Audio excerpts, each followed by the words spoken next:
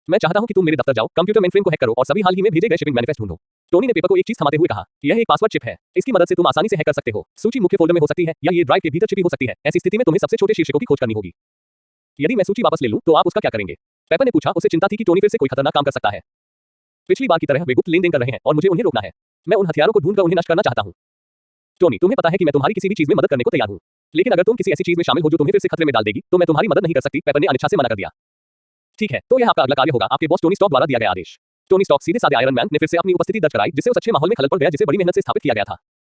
क्या ऐसा है? तो फिर मैं नौकरी छोड़ देता हूं। पेपर ने बिना पीछे हटे पासवर्ड चिप को मेज पर फेंक दिया।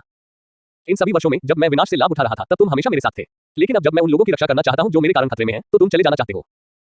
इस तरह तो तुम खुद ही मर जाओगे। टोनी, मैं इसमें शामिल नहीं होना चाहता। हर किसी के जीवन में एक उद्देश्य होना चाहिए। पुराना टोनी स्टॉक अफगानिस्तान की उस गुफा में विस्फोट के साथ ही मर गया था। पुनर्जन्म लेने वाले टोनी स्टॉक को एक नए उद्देश्य की जरूरत है। मैं पागल नहीं हो रहा हूं पेपर, मुझे बस अचानक एहसास हुआ कि मुझे क्या करना चाहिए और मैं गहराई से जानता हूं कि यह सही काम है। पेपर ने कोई जवाब नहीं दिया, लेकिन चुपचाप टेबल से पासवर्ड चिप उठा ली। तुम भी मेरी सब कुछ हो, तुम्हें पता है। अल्पविराम dot dot stock industries office building में आज पेपर ने अपना सामान्य शेड्यूल बदला और आधे घंटे पहले कंपनी में पहुंच गई। उसके घबराए हुए चेहरे से यह स्पष्ट था कि वाकई कुछ असामान्य था। टोनी के दफ्तर में घुसने से पहले उसने अपने आसपास का नजारा देखा और पाया कि अभी तक कोई और नहीं आया है। उसने जल्दी से दरवाजा खोला और अंदर चली गई और अपने पीछे दफ्तर का दरवाजा जल्दी से बंद कर दिया। अपने गंतव्य पर पहुंचकर पेपर ने बिना समय बर्बाद किए जल्दी से टोनी के कंप्यूटर मेनफ्रेम को खोला तथा पासवर्ड चिप को कनेक्ट करके आवश्यक जानकारी की खोज शुरू कर दी। टोनी के निर्देशों का पालन करते हुए उसने सबसे पहले मुख्य फोल्डर में डेटा खोजा, लेकिन कुछ नहीं मिला। फिर उसने कंप्यूटर का ड्राइवर फोल्डर खोला। इसमें टोनी द्वारा डिजाइन किए गए कई मिसाइल ब्लूप्रिंट और डेटा थे, लेकिन गहन खोज के बाद वह एक विशाल कवच के ब्लूप्रिंट के सेट की ओर आकर्षित हुई। डिजाइन स्पष्ट रूप से उसी अवधारणा के अनुरूप था जो उसने टोनी के पिछले कवच में देखा था, लेकिन एक अलग रूप था। सेक्टर 16। ओ भैया, तुम क्या कर रहे हो? क्या ये हो सकता है कि मार्क की पिछली अटकलें सही थी? मार्क के साथ हुई बातचीत को याद करते हुए जब टोनी सुरक्षित वापस लौटा था, तो उसने बताया था कि पूरी कंपनी में से केवल पेपर और ओबया को ही टोनी के कार्यक्रम के बारे में पता था। इसलिए गद्दार उनमें से ही एक होना चाहिए। और अब ये स्पष्ट होता जा रहा था कि उत्तर खुद ही सामने आ रहा था। उसे जो वीडियो मिला उससे पेपर के संदेह की पुष्टि हुई। वीडियो में टोनी को सुरक्षित तरीके से बांधा गया है और उसके कान ढके हुए हैं। वह बीच में मजबूती से बैठा हुआ है और उसके चारों ओर कुछ हटे कट्टे लोग हैं जिनके चेहरे सिर पर स्कार्फ से ढके हुए हैं और उनके हाथ में राइफलें हैं। नेता ने एक स्क्रिप्ट पकड़ी हुई है और उसने मध्य पूर्वी लहजे में अंग्रेजी में भाषण दिया। उद्धरण चिन्ह डॉट डॉट डॉट। आपने हमें यह नहीं बताया कि जिस व्यक्ति की आप हत्या करवाना चाहते थे वह प्रसिद्ध टोनी स्टॉक था, जैसा कि आप देख सकते हैं। ओबेडिया स्टेन, आपको अपने धोखे और झूठ की कीमत चुकानी पड़ेगी और टोनी स्टॉक का सिर और भी कीमती हो गया है। हे भगवान, पेपर को उम्मीद नहीं थी कि यह सच होगा। टोनी के प्यारे चाचा उसे मौत के घाट उतारने की गुप्त रूप से साजिश रच रहे थे। स्थिति की गंभीरता को समझते हुए उसने तुरंत दो महत्वपूर्ण फाइलों को पासवर्ड चिप पर स्थानांतरित कर दिया ताकि उन्हें वापस लाकर टोनी को सच्चाई बता सके। तभी दफ्तर का दरवाजा खुला और अंदर आने वाला व्यक्ति ओबेया स्टेन था। ओह मिस पॉट्स, मुझे उम्मीद नहीं थी कि आप काम के समय से पहले यहां आ जाएंगी। आपने मुझे चौंका दिया है। मैं जानता हूं कि तुम इस समय मुश्किल स्थिति में हो पेपर। ओबेया ने गिलास पकड़ा और टोनी के कार्यालय में शराब की अलमारी के पास गया। इस समय पेपर के चेहरे पर थोड़ी सी बेचैनी देखकर ओबेया को पहले से ही अंदाजा हो गया था कि वह इतनी सुबह यहां क्यों आई है। हालांकि जब तक उसने पुष्टि नहीं की कि उसका भेष पूरी तरह से उजागर हो चुका है, तब तक ओबेया ने अपना पाखंडी मुखौटा बनाए रखा और वर्षों से अपने द्वारा सिद्ध किए गए सज्जनतापूर्ण व्यवहार को बनाए रखा। वो ये नहीं जानता था कि उसके उचित शिष्टाचार के नीचे उसकी आंखें उसके अतिरिक्त लालच और क्रूरता को उजागर कर रही थी तथा उसका असली स्वरूप उजागर कर रही थी। पेपर ने पेशेवर मुस्कान बनाए रखते हुए खुद को समायोजित किया, साथ ही साथ अपनी परिधीय दृष्टि से डेटा डाउनलोड की प्रगति पर नजर रखी। टोनी के पास हमेशा अच्छी चीजें होती हैं, है ना? उस समय ओबेया ने कैबिनेट से टोनी की बेशकीमती शराब की एक बोतल ली और खुद के लिए एक गिलास भर लिया। जब उसका ध्यान भटक रहा था, तो मौके का फायदा उठाते हुए पेपर ने जल्दी से कंप्यूटर डेस्क से एक अखबार उठाया और मेनफ्रेम पर पासवर्ड चिप को कवर करने के लिए इसका इस्तेमाल किया। फिर उसने स्क्रीन सेवर को सक्रिय किया, जिससे डेस्कटॉप पर ट्रांसफर की प्रगति छिप गई। जैसे ही ओबेया ने अपना गिलास भरा और डेस्क के पास पहुंचा, उसने देखा कि पेपर बिना किसी हरकत के स्क्रीन सेवर को घूर रहा था, जिससे उसे अपना दिखावा जारी रखने पर मजबूर होना पड़ा। जब टोनी घर लौटा तो तुम्हें पता नहीं कि मुझे कितनी राहत मिली, मानो वह मृतकों में से पुनर्जीवित हो गया हो। लेकिन अब मुझे एहसास हुआ कि टोनी कभी वापस नहीं आया, है ना? उसने अपना एक हिस्सा उस गुफा में छोड़ दिया और यह मुझे दुखी करता है। पेपर ने घबराकर ओबेया की ओर देखा, जो उसके हाथ की पहुंच के भीतर बैठा था। वह वाकई एक जटिल व्यक्ति है। अपने बढ़ते तनाव को महसूस करते हुए पेपर एक क्षण के लिए रुकी, कठोर मुस्कान बिखेरी और आगे बोली, उसने कई कठिनाइयों का सामना किया है, लेकिन मुझे विश्वास है कि वह ठीक हो जाएगा। ओबेया ने अपने पे का एक घूंट लिया, पेपर को एक अर्थपूर्ण नजर से देखा और कहा, तुम सच में एक असाधारण महिला हो। टोनी को पता नहीं है कि वह कितना भाग्यशाली है। आपकी प्रशंसा के लिए धन्यवाद, लेकिन मुझे जाना होगा। पेपर खड़ी हुई, अखबार उठाया और लापरवाही से पासवर्ड चिप निकाल ली। ओबेया से कुछ देर की विदाई के बाद वो उसकी चौकस निगाहों के सामने कार्यालय से बाहर चली गई। कोने से मुड़ते हुए ओबेया की नजरों से दूर पेपर ने अपने हाथ में पासवर्ड चिप को देखा और राहत की सांस ली। उसने अपनी गति तेज कर दी और कंपनी के बाहर निकलने की ओर बढ़ गई। दूसरी तरफ पेपर की आकृति को गायब होते देखने के बाद ओबेया तुरंत अपने कंप्यूटर पर वापस गया और स्क्रीन सेवर को अनलॉक किया। जब उसने डेस्कटॉप पर प्रॉम्प्ट देखा तो उसने आखिरकार पुष्टि की कि पेपर ने उसका रहस्य खोज लिया है। वह अपनी कुर्सी पर जोर से पीछे झुक गया, उसकी निगाहें और भी दृढ़ और निर्दयी हो गईं। चूंकि उसका भेष उजागर हो चुका था, इसलिए वह अब से निर्दयी होने के लिए खुद को दोषी नहीं ठहरा सकती थी। मिस पॉट्स, मुझे लगता है कि हमारा अपॉइंटमेंट है। क्या आप हमारी अपॉइंटमेंट भूल गईं? जैसे ही पेपर जल्दी से ऑफिस बिल्डिंग की लॉबी में उतरी, उसने एजेंट कुल्सन का ध्यान आकर्षित किया, जैसा कि योजना बनाई गई थी। एजेंट के रूप में कॉल्सन की पहचान को ध्यान में रखते हुए पेपर, जिसने महसूस किया कि वह इस समय खतरे में थी, ने साथ देते हुए कहा, नहीं, मैं भूली नहीं हूं। अब तुम मेरे साथ आ सकती हो। यह मुलाकात तुम्हारे लिए अविस्मरणीय होने की गारंटी है। लॉबी की दूसरी मंजिल पर ओबेया असहाय होकर केवल देख सकता था कि कैसे पेपर भाग निकला। हताश होकर वो मुड़ा और सेक्टर 16 की ओर चला गया, जो आर्क रिएक्टर के प्रोटोटाइप प्रदर्शनी क्षेत्र के नीचे छिपा हुआ था। सेक्टर 16 के अंदर ओबेया के पास इकट्ठा हुए वैज्ञानिकों का एक समूह काम में व्यस्त था। जब उन्होंने उसे जबरदस्ती घुसते देखा, तो प्रोजेक्ट लीडर ने तुरंत अपना काम रोक दिया और उसका अभिवादन करने चले गए। मिस्टर स्टेन, आपने हमें जो कार्य सौंपा है वह थोड़ा कठिन प्रतीत होता है। शोध करने के बाद हम सर्वसम्मति से मानते हैं कि इस कवच की कार्यक्षमता को सक्षम करने वाली तकनीक मौजूद नहीं है। यह मौजूद नहीं है। ओबेया ने अपने दाहिने हाथ से प्रभारी व्यक्ति का कॉलर कसकर पकड़ लिया और उनके सामने आर्क रिएक्टर के प्रोटोटाइप की ओर उत्साह से इशारा किया। उसने कहा, देखो, तुम्हारे सामने जो है वह वही तकनीक है। मैं बस इतना चाहता हूं कि तुम इसे थोड़ा छोटा कर दो। हाँ सर, हम ऐसा करना चाहते थे, लेकिन दुर्भाग्यवश ये संभव नहीं है। इस समय ओबेया ने आब और दिखावा करना बंद कर दिया और अपने सामान्य सौम्य व्यवहार के बिना प्रभारी व्यक्ति का कॉलर पकड़ लिया और गुस्से से चिल्लाया, टोनी स्टॉक इसे गुफा के टुकड़ों से भी बना सकता है। क्षमा करें, लेकिन हम टोनी स्टॉक नहीं है। Dot dot dot. क्या मार्क अभी तक वापस नहीं आया? पेपर की स्वीकृति मिलने के बाद टोनी, जिसने उसके घर पर रात बिताई थी, निराश होकर वापस लौट आया जब उसे एहसास हुआ कि उसका मतलब वह नहीं था जो उसने सोचा था। पेपर के जाने के बाद वह आराम से मालिबू में अपने घर वापस चला गया। जाविस, क्या मार्क पूरी रात वापस नहीं आया? उद्धरण चिन्ह डॉट डॉट डॉट उद्धरण चिन्ह। जाविस से कोई प्रतिक्रिया न पाकर टोनी हैरान हो गया और उसने फिर पूछा, जाविस, अजीब बात है, क्या ये ऑफलाइन है? फिर भी कोई जवाब न मिलने पर टोनी ने जाविस के प्रोग्राम को चेक करने का फैसला किया। तभी घर पर फोन की घंटी बजी और देखा कि यह पेपर का कॉल था। उसने सीधे जवाब दिया, हेलो पेपर। इससे पहले कि वह अपनी बात पूरी कर पाता, टोनी को ऐसा महसूस हुआ जैसे उसके मस्तिष्क का शरीर से संपर्क टूट गया हो और वह अनियंत्रित होकर सोफे पर गिर पड़ा। गहरी सांस लो, आराम करो, आराम करो। उसके पीछे से एक परिचित आवाज सुनाई दी, जिसका कोमल स्वर एक डरावनी आभा बिखेर रहा था। तुम्हें ये बात याद है ना? टोनी पर घात लगाने वाला ओबया था, जो सेक्टर 16 से जल्दबाजी में आया था। ये पुष्टि करने के बाद कि उसके अधीनस्थ आर्क रिएक्टर के लेखुकन की नकल नहीं कर सकते, उसने एक पागल योजना को अंजाम देने का फैसला किया, इसे उसके मालिक के हाथों से छीनने का। 10 छल्लों के नेता से निपटने के लिए उसने जिस विधि का प्रयोग किया था, जिससे टोनी स्थिर हो गया था, उसी विधि का प्रयोग करके उसने विजयी भाव से टोनी को वह छोटा सा गैजेट दिखाया जिसने उसे सब कुछ हासिल करने में मदद की थी। ये बहुत शर्म की बात है कि सरकार ने इसके बड़े पैमाने पर उत्पादन को मंजूरी नहीं दी। मुझे अभी भी याद है कि जब 6 साल के मार्क के पास उसका यह आविष्कार था, तो वह कितना उत्साहित होकर हमारे साथ शरारतें कर रहा था। अल्पकालिक पक्षाघात काफी उपयोगी हो सकता है। एक बार उन्होंने मेरे चेहरे पर तेल का रंग लगा दिया था और उसे धोने में मुझे आधा दिन लग गया था। तुम्हें पता है टोनी, जब मैंने तुम्हें पकड़ने के लिए इनाम घोषित किया था, तो मुझे अपनी सोने की मुर्गी खोने की चिंता थी। सोफे पर कुछ समय के लिए स्तब्ध पड़े टोनी ने ये शब्द सुनकर आश्चर्य से अपनी आंखें बड़ी कर ली और उस चाचा की ओर देखने लगा, जिनका वह कभी सम्मान करता था। उसने देखा कि ओबया ठंडे दिमाग से और बेरहमी से अपने हाथ में लिए औजार को चला रहा है और अपने पंजे उसकी छाती पर लगे आर्क रिएक्टर की ओर बढ़ा रहा है। लेकिन सौभाग्य से तुम बच गए और तुमने मुझे यह अंतिम सुनहरा अंडा दे दिया है। बिना किसी दया के ओबया ने सीधे टोनी की छाती से आर्क रिएक्टर को हटा दिया और विद्युत चुंबक को बिजली की आपूर्ति करने वाले तारों को अलग कर दिया। क्या तुम सच में सोचते हो कि अगर तुम कोई विचार लेकर आते हो तो वह स्वतः ही तुम्हारा हो जाता है? जो वह चाहता था उसे प्राप्त करने के बाद ओबया तुरंत नहीं गया।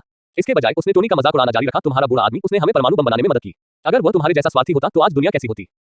एक नजर डालो, ये चीज एकदम सही है। ये तुम्हारी 9वीं सिम्फनी है टोनी। ये तुम्हारा अवशेष होगा और इसके द्वारा संचालित हथियार उनके ऊर्जा केंद्र के रूप में दुनिया को फिर से सही कर देंगे। मैं वास्तव में चाहता हूं कि तुम मेरे कवच प्रोटोटाइप को देख सको। ये तुम्हारे जितना रूढ़िवादी नहीं है। और पेपर को शामिल करना आपकी तरफ से एक बहुत ही खराब कदम था। मूल रूप से मेरी योजना सिर्फ आपको और मार्क को खत्म करने की थी। आप जानते हैं, मार्क आपसे कम उम्र का है। वह इतना प्रतिभाशाली है कि मैं उसे बदला लेने का मौका देने का जोखिम नहीं उठा सकता। P.S. बीथोवेन की 9वीं सिम्फनी को सिम्फोनिक क्षेत्र में उनकी सबसे बड़ी उपलब्धि माना जाता है।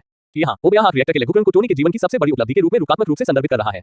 उसने पहले ही तय कर लिया है कि टोनी निस्संदेह आज मर जाएगा और भविष्य में कभी भी कुछ नया हासिल नहीं कर पाएगा। अभी भी इस सार्वभौमिक सत्य को नहीं समझ पाने के कारण कि खलनायक बहुत ज्यादा बोलने से मर जाते हैं, ओबया ने एक लंबा भाषण देने के बाद प्रतिष्ठित आर्क रिएक्टर के साथ टोनी की हवेली छोड़ दी। उसने टोनी को मारने वाला अंतिम वार नहीं किया। ओबया के चले जाने के बाद भी टोनी पर लकवा का असर था और उसकी छाती में मौजूद टुकड़ों के विद्युत चुंबकीय जुड़ाव खत्म हो जाने के कारण उसका शरीर बहुत कमजोर हो गया था। टोनी ने अपनी पूरी ताकत जुटाई और अपने शरीर को थोड़ा हिलाने की कोशिश की, लेकिन इसका असर बहुत ज्यादा नहीं हुआ।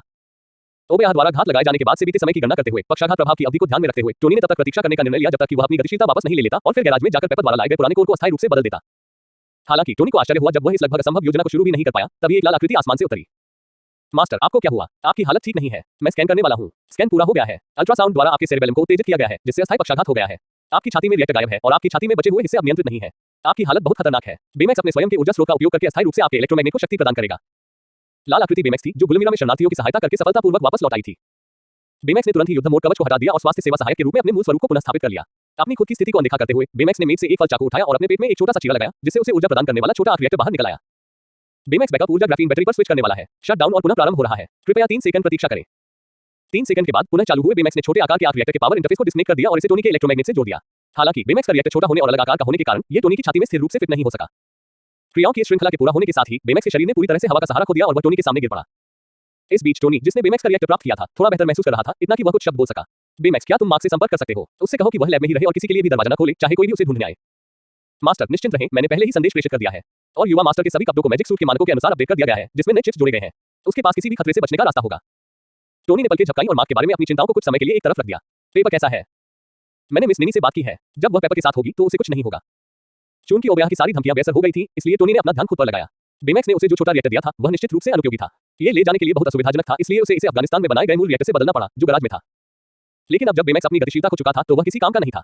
टोनी को खुद पर ही निर्भर रहना पड़ा। वह अभी तक अपने शरीर को सहारा देने लायक स्थिति में नहीं पहुंचा था। वह केवल अपने शरीर की धीमी हरकतों के माध्यम से एक कैटरपिलर की तरह धीरे-धीरे आगे बढ़ सकता था। धीरे-धीरे वह लिफ्ट में घुसने में कामयाब हो गया और बेसमेंट में पहुंच गया। टोनी, जो केवल जमीन पर ही चल सकता था, ने ऊपर वर्कबेंच पर रखे पहले पीढ़ी के रिएक्टर को देखा। चाहे उसने कितनी भी कोशिश की हो, वह उस तक नहीं पहुंच सका। जैसे ही टोनी हार मानने वाला था और अपने शरीर के पुनः गतिशील होने का इंतजार करने वाला था, अनाड़ी और अजीब डमी, जो हमेशा से ऐसा ही था, ने उसे प्रथम पीढ़ी के रिएक्टर वाला बक्सा थमा दिया। अच्छा लड़का, लगता है आज से मुझे पुरानी यादों में खो जाना सीखना होगा। टोनी का चेहरा चमक उठा और उसने रिएक्टर को जोर से जमीन पर पटक दिया और रिएक्टर को उससे बाहर निकाल लिया। एक तरफ अपना पावर कोड बदलते समय टोनी को अतीत में मार्क के साथ हुई बातचीत याद आ गई। इस विचार के साथ टोनी ने ठहाका लगाया। लगता है मार्क फिर से सही था। तुम मेरी सबसे बड़ी रचना होगे, तुम छोटे मूर्ख। Tony, Tony, Tony. कर्नल रोडी, जो पेपर की संकेतपूर्ण पुकार पर टोनी के घर पहुंचे, ने टोनी का नाम जोर से चिल्लाया। लिविंग रूम को अस्त-व्यस्त और फर्श पर गिरे बेमेक्स को देखकर स्थिति की गंभीरता का पता चला। सर, बुरा मालिक भूमिगत गैराज में चला गया है। बेमेक्स के कहने पर रोडी जल्दी से सीढ़ियों से नीचे गैराज में गया, जहां उसने टोनी स्टॉक को जमीन पर पड़ा हुआ पाया। टोनी, टोनी, क्या तुम ठीक हो? रोडी जल्दी से स्थिति का आकलन करने के लिए उसके पास आया। मैं ठीक हूं, जाओ और पेपर की रक्षा करो। मैंने उसे इस झंझट में शामिल किया है। टोनी, जो अभी भी कमजोर था, केवल रोडी की बांह को कमजोरी से पकड़ सकता था और गंभीरता से बोल सकता था। चिंता मत करो, वह ठीक है। पेपर फिलहाल 5 एजेंटों के साथ ओबया को गिरफ्तार करने की तैयारी कर रही है। टोनी का चेहरा तुरंत गंभीर हो गया। 5 लोग शायद काफी ना हो। मुझे उम्मीद है कि निनी थोड़ी देर और टिक पाएगी। ये कहते हुए टोनी ने रोडी की मदद से खुद को खड़ा होने के लिए मजबूर किया। पेपर एक खतरनाक स्थिति में था और उसे आगे आना पड़ा। ये सबसे शानदार चीज है जो मैंने कभी देखी है। पास में टोनी को मार्क 3 सूट में बदलते देख रोडी ईर्ष्या करने से खुद को रोक नहीं सका। बुरा नहीं है ना? अब शुरू करने का समय आ गया है। टोनी ने सूट पहनना समाप्त किया, चेंजिंग प्लेटफॉर्म से नीचे चला गया और हेलमेट का छज्जा बंद कर दिया। क्या तुम्हें और मदद की जरूरत है? रोडी ने पूछा। मेरे लिए आसमान साफ कर दो, टोनी ने कहा और गैराज के रास्ते से गुजरे बिना ही वह छत में बने उस छेद से बाहर निकल आया जो उसने मार्क 2 प्रयोग के दौरान बनाया था। ये तो बहुत बढ़िया है। रोडी की आंखें प्रशंसा से चमक उठी। दूसरी ओर मार्क अपनी नई कंपनी की प्रयोगशाला में भवन नियंत्रण प्रणाली विकसित करने में पूरी तरह से व्यस्त था। अचानक उसकी जेब से निकले अलार्म ने उसका ध्यान भंग कर दिया। खतरे की घंटी बजने से मार्क का ध्यान उसकी रिसर्च से हट गया। उसने अपना फोन निकाला और स्क्रीन पर आपातकालीन स्थिति का अलर्ट देखा, जिससे उसे एहसास हुआ कि ओबया ने उसके पिता को निशाना बनाया है। टोनी को पता नहीं था कि मार्क द्वारा दिया गया उपहार न केवल उसके लिए जीवन रक्षक अवसर प्रदान करेगा, बल्कि मार्क को टोनी के सामने आने वाली किसी भी अचानक स्थिति का पता लगाने और संकट से निपटने में उसकी मदद करने की भी अनुमति देगा। इस मामले में जब ओबया ने आर्क रिएक्टर को बलपूर्वक नष्ट कर दिया तथा विद्युत चुंबक के रूप में इसकी शक्ति को काट दिया, तो इसने असामान्य स्थितियों की घटना को तुरंत रिकॉर्ड कर लिया तथा मार्क को चेतावनी संकेत भेज दिया। अलार्म बजने पर मार्क ने जल्दी से अपना अधूरा काम कंप्यूटर पर सेव कर लिया और वापस आकर मदद करने की तैयारी करने लगा। हालांकि उसे अजीब तरह से एहसास हुआ कि उसके पास इस समय ड्राइविंग लाइसेंस या कार नहीं है और यहां तक कि बेमेक्स भी उसके साथ नहीं था, इसलिए उसके पास समय पर घर लौटने का कोई रास्ता नहीं था। मार्क ने जल्दी से अपना फोन उठाया और मैग्नेटो को फोन किया। मैग्नेटो, जल्दी से निगरानी उपकरण बदलो और मेरे पिताजी की जांच करो। जैसे ही मार्क ने आदेश दिया, कमरे में निष्क्रिय पड़े बॉक्स में मौजूद घटक हरकत में आ गए। मैग्नेटो के सिर के ऊपर लगे 2 चुंबकीय धुरियां अलग हो गईं और बॉक्स के अंदर के घटक, जिसमें निगरानी कैमरा था, बाहर निकल आए और चुंबकीय रूप से मैग्नेटो के सिर से जुड़ गए। असेंबली के बाद सुप्त बॉक्स अपने आप खुल गया। मैग्नेटो बॉक्स से बाहर निकला और चुपचाप लिविंग रूम में घुस गया। इस बीच मार्क के फोन स्क्रीन पर मैग्नेटो के लिविंग रूम में आने की स्पष्ट फुटेज दिखाई दी। तस्वीर में ओबया को आर्क रिएक्टर के साथ हवेली से बाहर निकलते हुए दिखाया गया, जबकि टोनी सोफे पर गिर गया। ओह नहीं, मुझे उस समय ओबया को परेशान करने के लिए उस चीज का इस्तेमाल नहीं करना चाहिए था। टोनी की हालत देखकर मार्क ने तुरंत पहचान लिया कि यह उसके अपने आविष्कार का नतीजा था। मुझे मदद के लिए तुरंत अंकल रोडी से संपर्क करना होगा। मैग्नेटो की चुंबकीय धुरी सर्वो प्रणाली आर्क रिएक्टर जैसी भारी वस्तुओं को संभाल नहीं सकती। जैसे ही मार्क कॉल करने वाला था, बेमेक्स समय पर टोनी के पास आ गया, जिससे मार्क की चिंता दूर हो गई। बेमेक्स को बनाना वाकई मेरा सबसे चतुराई भरा फैसला था, लेकिन ओबया, तुम बुरे बदमाश, तुम वाकई बहुत बुरे हो। चूंकि तुम ठीक से व्यवहार नहीं कर रहे हो, इसलिए मैं तुम्हें आराम से उड़ा दूंगा। मार्क ने मैग्नेटो द्वारा प्रसारित निगरानी फुटेज को बंद कर दिया और एक गुलाबी इंटरफेस खोला। इसमें केवल एक नक्शा और एक लाल लोकेटर बिंदु प्रदर्शित किया गया, जो स्टॉक इंडस्ट्रीज के पास इसकी स्थिति को दर्शाता है। ऐसा लगता है कि पेपर अभी भी कोल्सन के साथ ओबया के पीछे पड़ी हुई है। सौभाग्य से वह निनी को अपने साथ लाना नहीं भूली। चलो देखते हैं मैं तुम्हारे साथ कैसे पेश आता हूं, तुम बुरे बदमाश। मार्क ने जिस इंटरफेस को एक्सेस किया, वह वास्तव में निनी का स्थान इंटरफेस था, जो कि सर्वोद्देशीय व्यक्तिगत सहायक था जिसे उसने पेपर को दिया था। और निनी में इस पोजिशनिंग सिस्टम को जोड़ने का कारण निश्चित रूप से विशेष घटकों को संचालित करना था। मैंने निनी के लिए जो युद्ध पोशाक तैयार की है, वह बेमेक्स की पोशाक से कहीं अधिक सोच समझकर बनाई गई है। इसका आनंद लीजिए ओबया। इसके साथ ही मार्क ने फोन स्क्रीन पर कंफर्मेशन बटन पर टैप किया। उसी समय स्टॉक मेंशन के बाहर एक लॉन अचानक ऊपर उठा, जिसके नीचे एक गहरा और रहस्यमय द्वार दिखाई दिया। धमाका! रात के आसमान में अचानक आग की लपटें उठने लगी और एक काली आकृति आसमान में उड़ती हुई अपने पीछे आग की एक लंबी लकीर छोड़ती हुई चली गई। यह आग स्टॉक इंडस्ट्रीज पर जाकर गिरी। स्टॉक इंडस्ट्रीज में कोल्सन और 4 अन्य शील्ड एजेंटों के संरक्षण में पेपर ने ओबया द्वारा गुप्त रूप से स्थापित सेक्टर 16 में घुसपैठ की थी। एक अंधेरे क्षेत्र से गुजरने और केंद्र में पहुंचने के बाद उनके सामने एक शक्तिशाली कवच का सूट दिखाई दिया। लगता है कि आप सही थे, उसने एक सूट बनाया, कोल्सन ने टिप्पणी की। मैंने सोचा था कि यह बड़ा होगा। पेपर यह महसूस करने से खुद को नहीं रोक सकी कि यह सूट उससे अलग था जो उसने आज कॉपी किए गए डेटा में देखा था। उन्हें पता नहीं था कि उनके सामने जो सूट था वह केवल मार्क था, जिसका प्रोटोटाइप ओबया ने इस्तेमाल किया था। असली आयरन मोंगर अचानक उनके पीछे धमाके के साथ प्रकट हुआ। पेपर आयरन मोंगर के विशाल आकार और भयावह रूप को देखकर डरकर चिल्लाया। उसके हाथ में रखे गुलाबी सूटकेस ने संकेत प्राप्त किया और तुरंत रोशनी चमकने लगी। निनी को तुरंत रिहा कर दिया गया। निनी को लगता है कि मास्टर खतरे में है। गार्डियन मोड पर स्विच करना। उसे नीचे ले जाओ। आयरन मोंगर के अचानक हमले को देखकर शील्ड के अच्छी तरह से प्रशिक्षित एजेंटों ने जल्दी से अपनी बंदूकें निकाली और गोलीबारी शुरू कर दी। हालांकि आयरन मोंगर के स्टील कवच पर लगने वाली ये गोलियां कष्टप्रद मक्खियों की तरह प्रभावी थीं और उस पर कोई नुकसान नहीं पहुंचा सकी। इससे पहले कि कुछ एजेंट अगली कार्रवाई का विश्लेषण कर पाते, आयरन मोंगर ने उन सभी को मार गिराया। पास में खड़ी पेपर इस भयानक दृश्य को देखकर दंग रह गई। आयरन मोंगर की लोहे की मुट्ठी को अपने ऊपर हमला करते देख उसकी सतर्क साथी निनी ने तुरंत अपने मालिक को राजकुमारी की तरह उठाया, सुपर मूवमेंट मैकेनिज्म को सक्रिय किया और दोनों तेजी से आयरन मोंगर के हमले की सीमा से बच निकले। अपने विशाल आकार से सीमित आयरन मोंगर सेक्टर 16 की संकीर्ण सीमाओं में लचीले ढंग से पैंतरेबाजी नहीं कर सकता था और केवल असहाय होकर देख सकता था कि पेपर को कैसे बचाया गया। निनी की मदद से पेपर ऑफिस की बिल्डिंग से भाग निकली और तुरंत टोनी का नंबर डायल किया ताकि उसे स्थिति के बारे में बता सके। सौभाग्य से इस बार उसका कॉल रिसीव हो गया। टोनी, क्या तुम ठीक हो? ओबया पागल हो गया है। उसने एक बहुत बड़ा कवच बनाया है। मुझे पता है पेपर, शांत रहो और अभी वहां से निकल जाओ। लेकिन टोनी ने पेपर के जवाब का इंतजार नहीं किया। फोन पर सिर्फ तेज आवाज और ओबया की सख्त आवाज सुनाई दी। तुम्हें क्या लगता है तुम भागकर कहां जा सकते हो? लानत है, जाविस, आर्क रिएक्टर कितने समय तक टिक सकता है? सर, 48% बिजली बची है और स्तर घट रहा है। इस आर्क रिएक्टर को लंबी उड़ान के लिए डिजाइन नहीं किया गया था। मुझे याद दिलाना जब अब तुम किसी काम की नहीं रही। आयरन मोंगर, जो सेक्टर 16 में जमीन से निकला था, पेपर के सामने खड़ा हो गया। उसने अपनी बाह पर लगी बड़ी मशीन गन को उस पर तान दिया। हालांकि इससे पहले कि वह गोली चला पाता, आग की लपटें उठी। उसके बाद एक काली आकृति आई जो सीधे आयरन मोंगर की बाह से टकराई, जिससे उसका संतुलन बिगड़ गया। आयरन मोंगर से टकराने पर काली आकृति बिखर गई और अलग अलग कवच भागों में बदल गई। नीनी, जो पेपर के सामने खड़ी थी, ने अपना सम्मेलन पूरा कर लिया। दरअसल यह मार्क द्वारा छोड़ी गई आकस्मिक योजना थी जो ठीक समय पर आ गई। ये निनी का युद्ध कवच था। कवच में बेमेक्स की तरह ही ग्राफीन टाइटेनियम मिश्रित सामग्री का इस्तेमाल किया गया है, जो गुलाबी और सफेद रंग की योजना प्रस्तुत करता है। बेमेक्स के कवच के विपरीत, जो केवल एक उड़ान मॉड्यूल से सुसज्जित था और इसमें पर्याप्त आक्रामक हथियारों की कमी थी, निनी के कवच में प्लाज्मा ब्लेड थे जो बिग हीरो 6 में गोगोटोमागो द्वारा इस्तेमाल किए गए थे। निनी के लड़ाकू चिप में प्रोग्राम किए गए मार्शल आर्ट कौशल के साथ इसे एक महान वृद्धि कहा जा सकता है। पूरी तरह से सशस्त्र, निनी ने तत्काल खतरे से निपटने को प्राथमिकता नहीं दी, बल्कि तुरंत अपने मालिक पेपर को ले लिया और खतरनाक जगह से दूर होने के लिए अपने थ्रस्टर्स को सक्रिय कर दिया। बॉडीगार्ड मोड में निनी ने हमेशा अपने मालिक की सुरक्षा को प्राथमिकता दी, इसलिए जब तक कि सुरक्षित रूप से भागना असंभव न हो, युद्ध निनी की पहली पसंद नहीं होगी। जैसे ही निनी ने पेपर को घटनास्थल से दूर ले जाया, टोनी मार्क 3 को चलाकर आयरन मोंगर के सामने आ गया। ऊर्जा विस्फोट से उसकी छाती पर वार करो। जैसे ही वे मिले, टोनी ने ओबया को एक स्वागत उपहार दिया, छाती पर लगे ऊर्जा तोप से एक सीधा प्रहार। आयरन मोंगर इस हमले से प्रभावित हुआ और लगातार कई कदम पीछे हट गया। हालांकि आयरन मोंगर का डिजाइन टोनी की मार्क सीरीज से अलग था, जिसमें सौंदर्य शास्त्र और सुव्यवस्थित डिजाइन को प्राथमिकता दी गई थी। इसके भारी बाहरी कवच और विशाल ट्रांसमिशन संरचना ने इसे मार्क सीरीज की तुलना में अधिक दुर्जय रक्षा और आक्रमण शक्ति प्रदान की। टोनी के पूरे जोर के बाद से आयरन मोंगर को ज्यादा नुकसान नहीं हुआ, इसके बजाय इसने ओबया की क्रूरता को जगा दिया। खुद को स्थिर करने के बाद आयरन मोंगर ने टोनी के खिलाफ जवाबी हमला किया। ओबया ने सूट को नियंत्रित किया, उसके पैरों पर लगे बूस्टर को सक्रिय किया, जिससे उसके और टोनी के बीच की दूरी जल्दी से कम हो गई। इसके बाद एक शक्तिशाली लोहे की मुट्ठी ने टोनी की छाती के कवच पर प्रहार किया। टकराना। मार्क 3 की ताकत इस शक्तिशाली हमले का सामना नहीं कर सकी और टोनी सीधे जमीन पर गिर गया। आयरन मोंगर, जो पहले से ही उग्र था, इससे संतुष्ट नहीं था। उसने टोनी को पकड़ लिया, जो अभी भी जमीन पर ठीक हो रहा था, और उसे वापस नीचे पटक दिया। 30 साल से मैंने तुम्हारा साथ दिया है, मैंने इस कंपनी को खरोंच से बनाया है और कोई भी मुझे रोक नहीं सकता, खासकर तुम नहीं। जैसे ही उसने यह बात कही, आयरन मोंगर का पिछला हथियार कक्ष खुल गया और एक भेदी गोली सीधे टोनी पर दागी गई। धमाका। टोनी ने एक पल में ही एक बहुत बड़ा आग का गोला बना लिया, लेकिन सौभाग्य से मार्क 3 ने न केवल अपनी मुख्य सामग्री के रूप में ग्राफीन टाइटेनियम मिश्र धातु का उपयोग किया, बल्कि इसकी सतह पर मार्क द्वारा आविष्कृत ग्राफीन फिल्म की एक परत भी थी। इसने कवच को पतला और हल्का बनाया, जबकि इसकी रक्षात्मक क्षमताएं अधिकतम हो गई। टोनी ने विस्फोट के प्रभाव को सहन किया और ऊंचे स्थान का लाभ उठाने के इरादे से हवा में ऊपर उठने का अवसर लिया। उन्हें यह जानकर आश्चर्य हुआ कि आयरन मोंगर का भारी शरीर उड़ान उपकरण से सुसज्जित था। सर, ऐसा प्रतीत होता है कि दुश्मन के विमान में उड़ान भरने की क्षमता है। तुम सही हो, जाविस, मुझे अधिकतम ऊंचाई तक ले चलो। सर, आपके पास अभी केवल 15% शक्ति शेष है, इतनी ऊंचाई तक उड़ना। टोनी ने जाविस की याद दिलाते हुए कहा, मैं गणित कर सकता हूं, जैसा मैं कहूं वैसा करो। जैसे जैसे टोनी का कवच ऊपर चढ़ता गया, आयरन मोंगर भी दृढ़तापूर्वक उसके पीछे पीछे ऊपर चढ़ता गया। जब टोनी का कवच 7% शक्ति पर पहुंच गया, तो आयरन मोंगर ने आखिरकार उसे पकड़ लिया और उसे पकड़ लिया। तुम्हारा विचार अच्छा था टोनी, लेकिन मेरा कवच हर पहलू में तुम्हारे कवच से ज्यादा उन्नत है। क्या ऐसा है? क्या आपने अपने कवच के लिए उच्च ऊंचाई पर बर्फ जमने की समस्या का समाधान कर लिया है? बर्फबारी की समस्या। ओबया उलझन में था, लेकिन इससे पहले कि वह कुछ प्रतिक्रिया कर पाता, बर्फबारी के कारण आयरन मोंगर की नियंत्रण प्रणाली में खराबी आ गई और पूरी तरह से बिजली चली गई। सोचो कि इसे कैसे हल किया जाए। टोनी ने आयरन मोंगर के सिर पर मुक्का मारा, जिससे वह उसकी पकड़ से छूट गया। इस बीच नियंत्रण से बाहर आयरन मोंगर गुरुत्वाकर्षण के कारण तेजी से आगे बढ़ा और जमीन की ओर गिर पड़ा। लेकिन टोनी की जीत ज्यादा देर तक नहीं टिकी। सर, बिजली 2% रह गई है। बैकअप पावर के लिए ग्राफीन बैटरी चालू करें। बैकअप पावर सक्रिय होने के बाद मार्क 3 अब हवा में स्थिर रूप से नहीं उड़ सकता था। इसने चरणबद्ध तरीके से उतरना शुरू किया, लेकिन जाविस की सटीक गणनाओं की बदौलत टोनी के पास सुरक्षित रूप से उतरने के लिए पर्याप्त ऊर्जा थी। काली मिर्च। टोनी, हे भगवान, क्या तुम ठीक हो? मेरी शक्ति समाप्त हो रही है। जैसे ही मैं इस चीज से बाहर निकलूंगा, मैं तुम्हें ढूंढने आऊंगा। धमाका। बुरी योजना नहीं है, लेकिन मेरी किस्मत इससे भी बेहतर है। टोनी को लगा कि उसने आयरन मोंगर से निपट लिया है, लेकिन वह उसके पीछे फिर से प्रकट हो गया।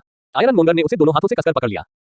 टोनी, तुम्हें क्या हो रहा है? पेपर ने फोन पर आती आवाज में एक असामान्य स्वर सुना और उत्सुकता से पूछा। लेकिन टोनी अब आयरन मोंगर की गिरफ्त में था और उसकी चिंता का जवाब नहीं दे सका। निनी, जल्दी करो और टोनी की मदद करो। कोई अन्य विकल्प न होने के कारण पेपर केवल निनी की सहायता का अनुरोध कर सकती थी। समझ गया गुरुजी, कृपया अभी यहीं रुके और जाए नहीं। निनी जल्द ही वापस आ जाएगी। जूम। अपनी पीठ पर लगे थ्रस्टर से मिले प्रोत्साहन के साथ निनी सीधे आयरन मोंगर और टोनी की स्थिति की ओर बढ़ गई। दूसरी तरफ टोनी, जिसने आखिरकार खुद को आयरन मोंगर के नियंत्रण से मुक्त कर लिया था, ने खुद को छिपा लिया। पेपर, हम केवल प्रदर्शनी हॉल में रिएक्टर को ओवरलोड कर सकते हैं और ओबया और उसके कवच से निपटने के लिए छत को उड़ा सकते हैं।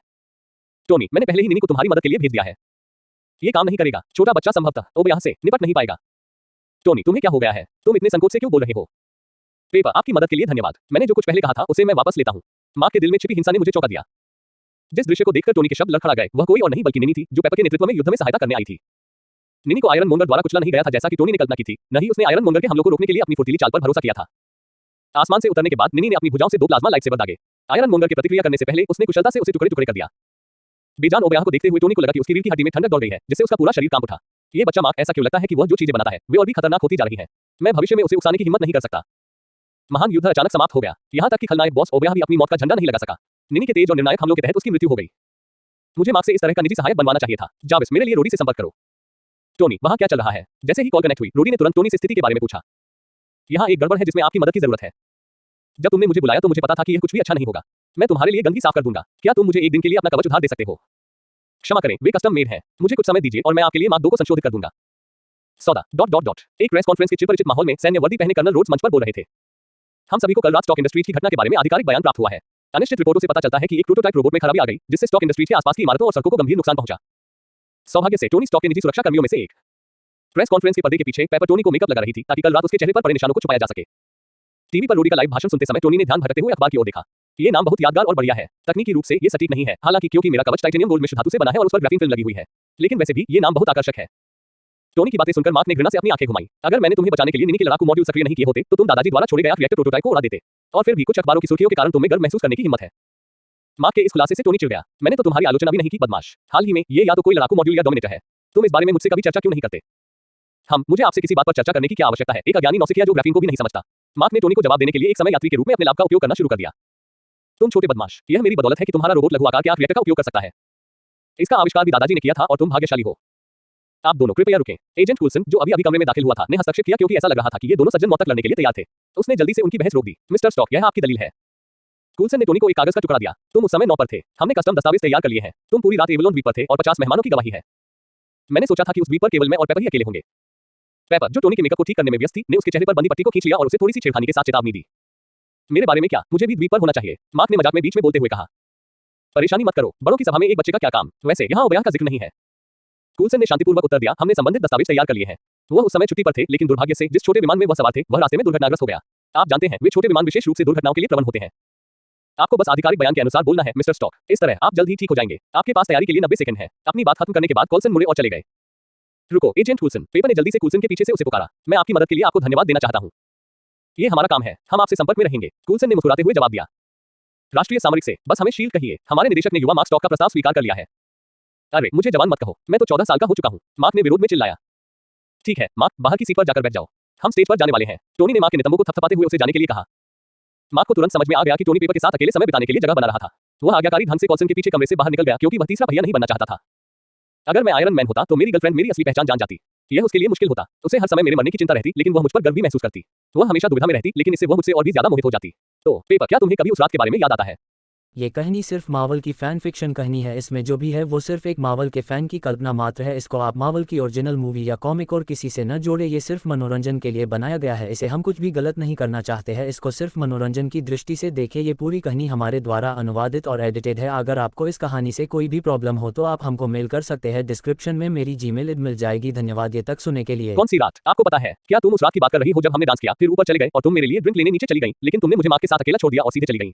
क्या तुम उसी रात की बात कर रही हो? टोनी का इरादा पेपर के साथ अपने रिश्ते की प्रगति का परीक्षण करना था, लेकिन उसने एक बेहद अजीब माहौल बना दिया। वह केवल एक अजीब मुस्कान के साथ चुप रह सकता था। मुझे पता था। क्या कुछ और भी है मिस्टर स्टॉक? नहीं, कुछ नहीं, सब ठीक है मिस पॉट्स। चलो बाहर चलते हैं। मुझे लगता है कि मैंने रोडी को मेरा नाम पुकारते हुए सुना है। एक कठोर मुस्कान के साथ टोनी जल्दी से इस अजीब जगह से भाग गया, जिससे पेपर उसे भागते हुए देखता रह गया और आखिरकार अब और गुस्सा होने का नाटक करने में असमर्थ एक आकर्षक मुस्कान प्रकट करता है। अब हम श्री टोनी स्टॉक को मंच पर वक्तव्य देने के लिए आमंत्रित करते हैं, लेकिन वे किसी भी प्रश्न का उत्तर नहीं देंगे। धन्यवाद। कर्नल रोड्स ने अपना भाषण समाप्त किया और मंच के किनारे चले गए, ताकि टोनी को मंच पर आने का रास्ता मिल सके। टोनी पोडियम पर खड़ा हुआ, दर्शकों और नीचे बैठे पत्रकारों को देखा, फिर मंच के दोनों ओर पेपर, मार्क और रोड्स को देखा और फिर बोला, मुझे आप सभी से मिले हुए काफी समय हो गया है। इस बार मैं स्क्रिप्ट पर ही टिकूंगा। कुछ लोगों का अनुमान है कि मैं फ्रीवे और छत पर हुई घटनाओं में शामिल था। जैसे ही टोनी ने अपने हाथ में स्क्रिप्ट पढ़ना शुरू किया, दर्शकों में मौजूद पत्रकार उसे इतनी आसानी से छोड़ने को तैयार नहीं थे। माफ करना मिस्टर स्टॉक, क्या आप वाकई उम्मीद करते हैं कि हम यह मान लें कि यह कवच पहने एक अंगरक्षक था जो आपके अंगरक्षकों के बावजूद दिखाई दिया? मैं समझता हूं कि स्थिति भ्रामक है और हैप्पी का शरीर थोड़ा भारी है, लेकिन मेरा मानना है कि अगर वह कुछ दर्जन पाउंड कम करने को तैयार हो जाए तो वह आयरन मैन के कवच में भी फिट हो सकता है। आधिकारिक बयान पर सवाल उठाना एक बात है, लेकिन ये बेबुनियाद आरोप लगाना या ये कहना कि मैं सुपरहीरो हूं दूसरी बात है। टोनी के भाषण में, जो बिना किसी ठोस सबूत के खंडन जैसा लग रहा था, कमरे में मौजूद पत्रकारों को उत्साहित कर दिया। उन्हें पता था कि बड़ी खबर सामने आने वाली है। मिस्टर स्टॉक, मैंने कभी नहीं कहा कि आप सुपरहीरो हैं। क्या ऐसा है? अच्छा, यह अच्छी बात है। टोनी ने थोड़ा शर्मिंदा महसूस करते हुए बड़बड़ाना शुरू कर दिया, क्योंकि यह बहुत दूर की बात होगी और भ्रमपूर्ण होगा। स्पष्ट रूप से मैं हीरो बनने के लिए तैयार नहीं हूं। मेरे चरित्र में बहुत सी खामियां हैं, मैंने कई गलतियां की हैं और मैं उनके बारे में बहुत सार्वजनिक रूप से रहा हूं। स्क्रिप्ट पर टिके रहो, रोडी ने दांत पीसते हुए फुसफुसाते हुए टोनी को याद दिलाया, जब वह अपनी बात कहने लगा। ठीक है, सच तो यह है। टोनी बीच में ही रुक गया और अचानक एक रहस्यमय मुस्कान ले आया। मैं आयरन मैन हूं। टोनी ने खुलेआम सुपरहीरो के रूप में अपनी पहचान स्वीकार की, जिससे दर्शकों में मौजूद पत्रकारों में कैमरे की चमक के प्रति उन्माद पैदा हो गया। उन्हें इस बात की परवाह नहीं थी कि उन्होंने कितने रोल की फिल्म इस्तेमाल की या कितनी मेमोरी का इस्तेमाल किया। उनकी उंगलियां कैमरे के शटर को ऐसे दबा रही थी जैसे कि उनकी मांसपेशियों में ऐंठन हो रही हो, कल के पहले पन्ने की सुर्खियों के लिए तस्वीरें खींच रही थी। बहुत बढ़िया पापा, आप द्वितीय विश्व युद्ध के बाद सार्वजनिक रूप से सामने आने वाले पहले सुपरहीरो हैं। टोनी के बोलने के बाद मार्क मंच पर पहुंचे। ठीक है, आग में घी मत डालो, पेपर ने मार्क को एक तरफ ले जाकर कहा। क्या तुमने नहीं देखा कि मिस्टर रोड्स और एजेंट कूलसन कितने गुस्से में दिख रहे थे? अब उन्होंने पहले जो भी तैयारियां की थी वे सब बेकार हो गई हैं और उन्हें तुम्हारे पिता के बाद सफाई करने के लिए ओवरटाइम काम करना पड़ेगा। हे, मैंने अभी आयरन मैन का जन्म देखा है, इसलिए मैं उत्साहित हूं। चिंता मत करो, मैं उसे सबके सामने मुंह तोड़ जवाब दूंगा, लेकिन घर पहुंचने पर मैं उसे जरूर डांटूंगा। वह इस तरह दूसरों के लिए परेशानी खड़ी नहीं कर सकता। हाँ, मार्क के गंभीर हाव भाव देखकर पेपर खुद को हंसने से रोक नहीं पाया। ये पहले से ही काफी अच्छा है कि तुम दूसरों के लिए परेशानी का कारण नहीं बनते। इसके अलावा अपने पिता को डांटना चाहते हो। वैसे पिछली बार जब तुमने मुझसे स्टॉक इंडस्ट्रीज के शेयर खरीदने के लिए कहा था, तो मैंने पहले ही पूरा निवेश कर दिया था। क्या तुम निवेश जारी रखना चाहते हो? कोई जरूरत नहीं। मार्क ने जल्दी से अपना सिर हिलाया। अब जब पिताजी ने आयरन मैन के रूप में अपनी पहचान बताई है, तो स्टॉक इंडस्ट्रीज के शेयर निश्चित रूप से आसमान छुएंगे। मेरे पास इसमें निवेश करने के लिए इतने पैसे नहीं है। इसके अलावा पेपर, आपकी बदौलत मैंने पहले ही शेयर बाजार और कुछ छोटे शेयरधारकों से शेयर प्राप्त कर लिए हैं। संयुक्त रूप से ये पर्याप्त है। इन शेयरों के साथ मैं पिताजी को 50% से अधिक मतदान अधिकार सुरक्षित करने में मदद कर सकता हूं, ताकि उन्हें निदेशक मंडल द्वारा ओवरराइड न किया जा सके। और मेरी कंपनी अपना व्यवसाय विकसित करना शुरू करने वाली है, इसलिए मेरे फंड वहां निवेश किए जाएंगे। कैसा रहेगा पेपर? क्या तुम टोनी को छोड़कर मेरी कंपनी में काम करना चाहती हो? मैं वादा करता हूं कि मैं उसकी तरह मुश्किल मांगे नहीं रखूंगा और नखरे नहीं दिखाऊंगा। मैं तुम्हारा मौजूदा वेतन दोगुना कर दूंगा और तुम्हें मेरी कंपनी द्वारा भविष्य में लॉन्च किए जाने वाले हर उत्पाद का एक व्यक्तिगत सीमित संस्करण मिलेगा। मेरे बारे में इतना अच्छा सोचने के लिए धन्यवाद मार्क, लेकिन मैं अभी भी आपके पिता का साथ नहीं छोड़ सकती। अब वे एक वयस्क व्यक्ति हैं, लेकिन मेरे बिना मुझे नहीं पता कि वे कितने समय तक टिक पाएंगे। लेकिन चिंता मत करो, आपकी कंपनी के कर्मचारियों और प्रबंधकों का चयन मैंने व्यक्तिगत रूप से किया है। कार्यक्षमता और चरित्र के मामले में वे शीर्ष पर हैं, मेरे बराबर या मुझसे भी आगे हैं। मुझे उनकी कार्यक्षमता की चिंता नहीं है। सबसे खराब स्थिति में मैं सब कुछ खुद ही संभाल सकता हूं। ऐसी कोई उत्पादकता नहीं है जिसे प्रौद्योगिकी की शक्ति प्रतिस्थापित न कर सके। मुझे बस लगता है कि टोनी के साथ रहना और वहां काम करना तुम्हारे लिए अनुचित है बहन। अचानक मार्क के दिमाग में एक शानदार विचार आया। पेपर, पास आओ, मुझे तुम्हें एक रहस्य बताना है। क्या है? पेपर सुनने के लिए झुकी। क्या होगा अगर हम टोनी के साथ कोई मजाक करें? तुम इस्तीफा देने का नाटक करो और मेरे लिए काम करने आओ। उसे तुम्हारे बिना जीवन जीने दो, ताकि वह वास्तव में तुम्हारी अहमियत समझ सके। खैर, ये बिल्कुल सही नहीं लगता। क्या होगा अगर वह वास्तव में मंजूरी दे दे? पेपर ने अपनी चिंता व्यक्त की। यह असंभव है। मैं भी देख सकता हूँ कि तुम दोनों एक दूसरे को पसंद करते हो। अगर तुम उसे कड़वाहट का स्वाद नहीं चखाओगी तो ये प्लेबॉय कबूल करने की पहल नहीं करेगा। और अगर वह तुम्हारा इस्तीफा मंजूर भी कर लेता है तो भी मेरी कंपनी में आना कोई बड़ी बात नहीं होगी। मार्क ने उसे आश्वस्त किया। तुम स्थिति का फायदा उठा रहे हो। तुम बहुत चालाक हो। मार्क की छोटी सी चाल पेपर ने उजागर कर दी और उसने गुस्सा होने का नाटक किया।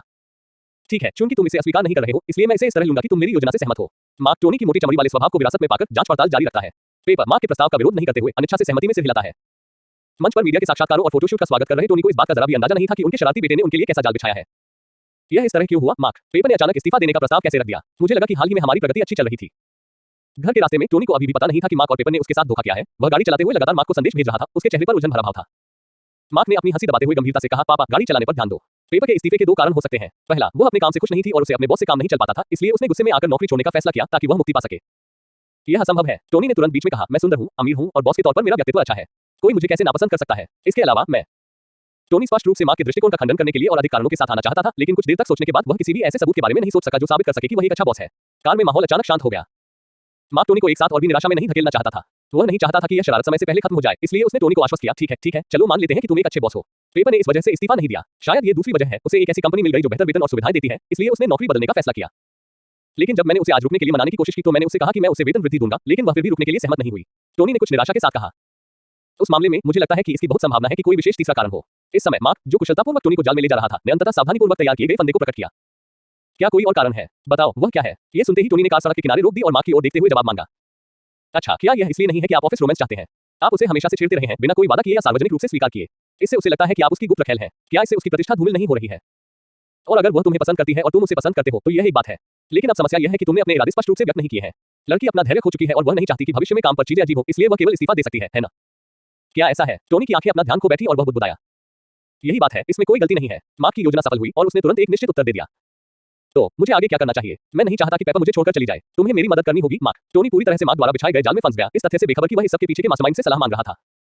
बेशक मार्क टोनी के अनुरोध को अस्वीकार नहीं करेगा। चूंकि टोनी स्वेच्छा से कठपुतली की भूमिका में आया था, इसलिए मार्क इस अवसर को कैसे छोड़ सकता था? सबसे पहले आपको पेपर को शांति से सोचने के लिए कुछ समय देना होगा।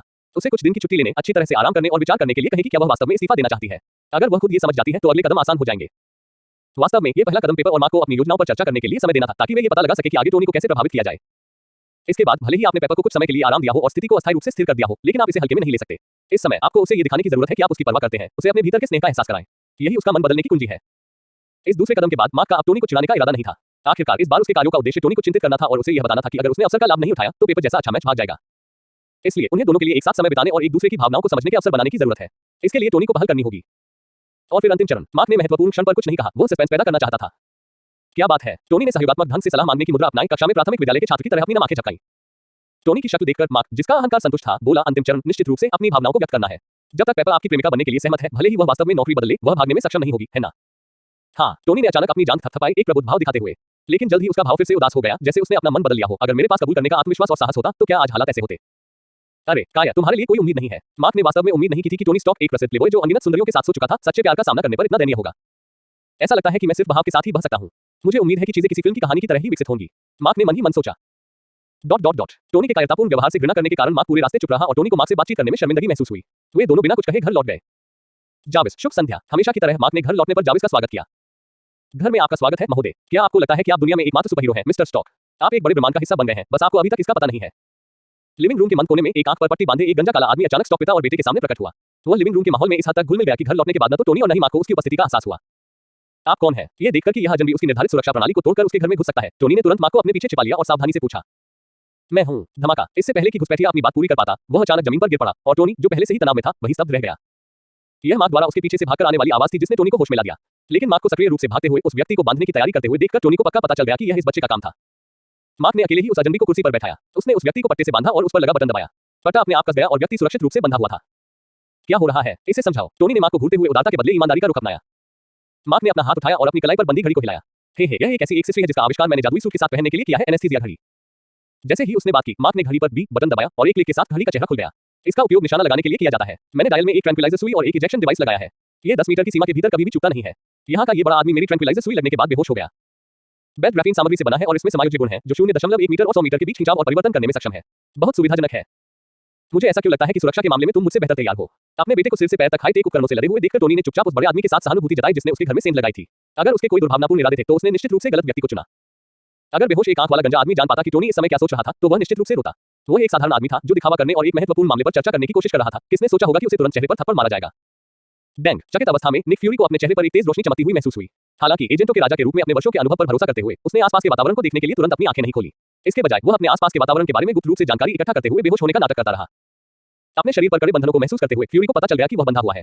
रस्सियां मजबूत थीं और वह चाहे कितनी भी कोशिश कर ले उन्हें ढीला नहीं कर सकता था। चीज़बर्गर की खुशबू हवा में भर गई। ये दर्शाता है कि उसे बांधने वाला व्यक्ति पास में ही था और भोजन का आनंद ले रहा था। वह दूर से आती लहरों की आवाज सुन सकता था, ये सुझाव देते हुए कि वह वर्तमान में समुद्र के किनारे एक इमारत के अंदर था। उसे इस तरह क्यों बांधा गया था? रणनीतिक होमलैंड हस्तक्षेप प्रवर्तन और रसद प्रभाव के निदेशक एजेंटों के राजा दुश्मन के घात में कैसे फंस सकते थे? ओह ठीक है, ऐसा लगता है कि मैंने आज टोनी स्टॉक के मालिबू स्थित विला में घुसपैठ की। दिखावा करना चाहत नहीं, आयरन मैन के बारे में मैंने जो बड़ी योजना बनाई थी उसके बारे में उनसे चर्चा करनी चाहिए। लेकिन ऐसा लगता है कि अब चीजें अलग मोड़ ले चुकी हैं। ये सोचते हुए फ्यूरी को भी अपनी वर्तमान स्थिति का अंदाजा हो गया। उसे दुश्मनों ने अगवा नहीं किया था, बल्कि वह स्टॉक के जाल में फंस गया था, जिससे वह बेहोश हो गया था और उसकी वर्तमान स्थिति टोनी के विला के अंदर थी। ये जानते हुए कि वह संभवतः खतरे में नहीं है, फ्यूरी ने नाटक करना बंद कर दिया और अपनी आंखें खोल ली। डेस्क लैंप की तेज रोशनी में खुद को ढालने के बाद फ्यूरी ने देखा कि टोनी स्टॉक और उसका बेटा उसके सामने एक दूसरे के बगल में बैठे हैं। टोनी ने अपने दाहिने हाथ में चीज़बर्गर और बाएं हाथ में सोडा पकड़ा हुआ था और खाते समय फ्यूरी को ध्यान से देख रहा था। क्या आप कृपया इस लैंप को हटा सकते हैं? ऐसा लगता है कि आप किसी कैदी से पूछताछ कर रहे हैं। फ्यूरी ने कुछ हद तक अवाक होकर अनुरोध किया। आखिरकार वह एक जासूसी एजेंसी का प्रमुख था। क्या आप उसके साथ ऐसा व्यवहार करते हैं? लेकिन टोनी के कुछ कहने से पहले ही मार्क ने बोल दिया। उसे निक फ्यूरी की हरकतें पसंद नहीं आई। फ्यूरी को चिढ़ाने का यह एक बढ़िया मौका था और अगर उसने शील्ड के डायरेक्टर के तौर पर अपनी पहचान बताई तो मार्क के पास यह मौका नहीं बचेगा। हम दुस्साहसी अपराधी किसी के घर में जबरन घुसकर हमारे द्वारा पकड़ा गया। फिर भी तुम बिना किसी हिचकिचाहट के अनुचित मांग करने की हिम्मत करते हो। मुझे यकीन है कि तुम एक बार अपराधी हो, लेकिन अब जब तुम इस युवा मालिक के हाथों में हो तो चाहे तुम कितने भी साहसी क्यों न हो, तुम आज्ञाकारी रूप से आत्मसमर्पण कर दोगे। बेमैक्स पूछताछ मोड पर जाओ और इस अपराधी को उसकी गलतियों का एहसास कराओ। प्राप्त हुआ गुरुजी। पूछताछ मोड सक्रिय। लक्ष्य लॉक। पश्चाताप कार्यक्रम आरंभ। बेमैक्स जो मार्क के आदेश पर इंतजार कर रहा था फ्यूरी के पास आया। उसे बोलने का कोई मौका दिए बिना बेमैक्स ने एक शक्तिशाली बिजली का झटका दिया। कल टोनी को बचाने की कोशिश में बेमैक्स ने अपनी पॉलीइथिलीन ग्लाइकोल फाइबर त्वचा को क्षतिग्रस्त कर दिया था। मार्क ने इसे अधिक टिकाऊ ग्राफीन मिश्रित सामग्री की त्वचा से बदल दिया था। इसके अतिरिक्त इसकी बढ़ी हुई चालकता के आधार पर मार्क ने एक पश्चाताप कार्यक्रम जोड़ा जिसे अपराध के रास्ते पर मजबूर किए गए उन खोए हुए मेमनों को बचाने के लिए डिजाइन किया गया था। असल में मार्क सिर्फ निक फ्यूरी को क्रूर हास्य से चिढ़ाना चाहता था। जब फ्यूरी कुर्सी से कसकर बंधा हुआ कमजोर स्वर में बोला मादरफूक, तो वह पहले से ही बेमैक्स के पश्चाताप कार्यक्रम के तहत उत्तेजना से कांप रहा था और हिल रहा था। फ्यूरी को कुर्सी पर पागलों की तरह हंसते हुए और उसके बगल में मार्क के चेहरे पर बेकाबू मुस्कान देखकर टोनी को अचानक रीढ़ में ठंडक महसूस हुई और वह कांप उठा। ठीक है मार्क, हालांकि वह एक अच्छा इंसान नहीं लगता, लेकिन अगर वह चुपचाप हमारे घर में घुस सकता है तो वह कोई असाधारण व्यक्ति ही होगा। आइए पहले सुने कि वह क्या कहना चाहता है। अच्छे इंसान की तरह न दिखने का क्या मतलब है? निक फ्यूरी यह सुनकर जोर से गाली देना चाहता था, लेकिन अपनी वर्तमान स्थिति को देखते हुए और बेमैक्स को अभी भी अपने साथ खड़ा देखकर फ्यूरी ने ईमानदारी से अपनी पहचान बताने का फैसला किया। मैं निक फ्यूरी हूं, शील्ड का निर्देशक। मैं इस बार एवेंजर्स के बारे में बात करने के लिए यहां आया हूं। एवेंजर्स। टोनी को दूसरे व्यक्ति की पहचान पर संदेह नहीं था क्योंकि वह शील्ड का निर्देशक था, लेकिन वह एवेंजर्स के उल्लेख को लेकर बहुत हैरान था। दूसरी ओर मार्क अपनी आंखों में अपनी खुशी नहीं छिपा पाया क्योंकि अभी निक फ्यूरी ने टोनी से अकेले में बात करने के बजाय बात करो कहा था, जिसका मतलब था कि फ्यूरी को उसकी योग्यताएं पहचान में आ गई थी और वह चाहता था कि वह भी एवेंजर्स में शामिल हो जाए। आपको पता होना चाहिए कि एवेंजर्स में शामिल होने का मतलब न केवल जिम्मेदारी और खतरा है, बल्कि अवसर और चुनौतियां भी हैं। एलियन सभ्यताएं, इन्फिनिटी स्टोन्स, मार्वल यूनिवर्स में रहस्यमय और अज्ञात हर चीज को एवेंजर की पहचान के माध्यम से एक्सेस और एक्सप्लोर किया जा सकता है। मार्क के लिए जो ज्ञान के प्यासे थे, यह एक बेहद खुशी की बात थी। दुर्भाग्य से टोनी ने एक अभिभावक के रूप में अपनी भूमिका में इस आधार पर उसे इस बातचीत में भाग लेने से मना कर दिया कि मार्क अभी भी नाबालिग है। टोनी और निक के बीच बातचीत लंबे समय तक नहीं चली क्योंकि यह उनकी पहली मुलाकात के दौरान गहन चर्चा के लिए उपयुक्त नहीं थी। 20 मिनट बाद जब दोनों अध्ययन कक्ष से बाहर आए, फ्यूरी ने गर्मजोशी से मार्क से संपर्क किया और यथासंभव मित्रवत व्यवहार दिखाने की कोशिश की। उन्होंने कहा, श्री मार्क स्टॉक, मैं आपको हमारे विशेष सलाहकार के रूप में शील्ड के हथियार विकास प्रभाग में शामिल होने के लिए हार्दिक आमंत्रित करता हूं। मुझे उन उपकरणों में बहुत दिलचस्पी है जिनका आपने पहले मुझ पर इस्तेमाल किया था और उस इलेक्ट्रिक इन्फ्लेटेबल रोबोट में। मार्क अभी भी थोड़ा हैरान था। शील्ड के निदेशक अचानक उसके प्रति इतने विनम्र कैसे हो सकते हैं? पता चला कि उसे अपने द्वारा विकसित प्रॉप्स और शोध क्षमताएं पसंद आ गई थी। हालांकि मार्क ऐसा घाटे का सौदा नहीं करना चाहता था। इस जीवन में किसी और के लिए काम करना असंभव था, खासकर तब जब उसकी अपनी कंपनी में कई प्रतिभाशाली लोग थे और उसे वहां काम करना अच्छा लगता था। डायरेक्टर, अगर आप मेरे द्वारा विकसित किए गए विभिन्न छोटे प्रॉप्स में रुचि रखते हैं तो आप मेरी कंपनी मार्क रिसर्च सेंटर के साथ खरीद अनुबंध पर हस्ताक्षर करने पर विचार कर सकते हैं। मैं शील्ड को विशेष आपूर्ति प्रदान कर सकता हूं, लेकिन आपके लिए काम करना सवाल से बाहर है। भले ही आप एक विशेष विभाग हो, बाल श्रम को नियोजित करना अवैध है, आप जानते हैं। ठीक है, जब मैं वापस आऊंगा तो मैं एजेंट कुल्सन को इस मामले के बारे में बताऊंगा और वह आपके साथ प्रासंगिक विवरण साझा करेगा। टोनी, मैंने जो कुछ भी तुमसे कहा उसके बारे में सोचो। आज बीच में बोलने के लिए मैं माफी चाहता हूं, मैं विदा लेता हूं। निक फ्यूरी को विला से जाते देख मार्क टोनी के पास गया और उत्सुकता से पूछा, तुमने क्या बात की? ये तुम्हारा कोई काम नहीं है, यह ऐसी चीज नहीं है जिसके बारे में एक बच्चे को चिंतित होना चाहिए। टोनी ने अपने चेहरे पर घृणा भरी नजर के साथ जिज्ञासु मार्क को दूर धकेल दिया। हम अगर तुम नहीं कहना चाहते तो भूल जाओ। वैसे बच्चे द्वेष रखते हैं, तुम्हें पता है। मैं शील्ड से हैमर इंडस्ट्रीज को उत्पादन का आदेश दे दूंगा। आखिरकार स्टॉक इंडस्ट्रीज का कोई व्यक्ति इस बच्चे को नीची नजर से देखता है। तुम छोटे बदमाश, तुम्हारी हिम्मत कैसे हुई? Los Angeles Hollywood grand theatre. आज यहाँ एक भव्य और गंभीर प्रेस कॉन्फ्रेंस आयोजित की जाएगी। मार्क रिसर्च सेंटर और स्टॉक इंडस्ट्रीज द्वारा संयुक्त रूप से जारी किए गए पहले ग्राउंड ब्रेकिंग उत्पाद का रहस्य यहाँ उजागर किया जाएगा। वास्तव में जानकार पत्रकारों को पहले से ही पता है कि यह आगामी उत्पाद क्या है, क्योंकि टोनी ने पहले ही अपनी प्रेस कॉन्फ्रेंस के दौरान इसका प्रदर्शन किया था।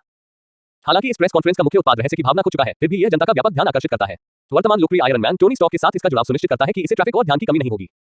साथ ही जनता मार्क के बारे में भी उत्सुक है, जो स्टॉक परिवार का प्रतिभाशाली नाजायज बेटा और भावी वारिस है। वह किस तरह का व्यक्ति है? क्या उसे अपने पिता और दादा की उच्च बुद्धिमत्ता विरासत में मिली है?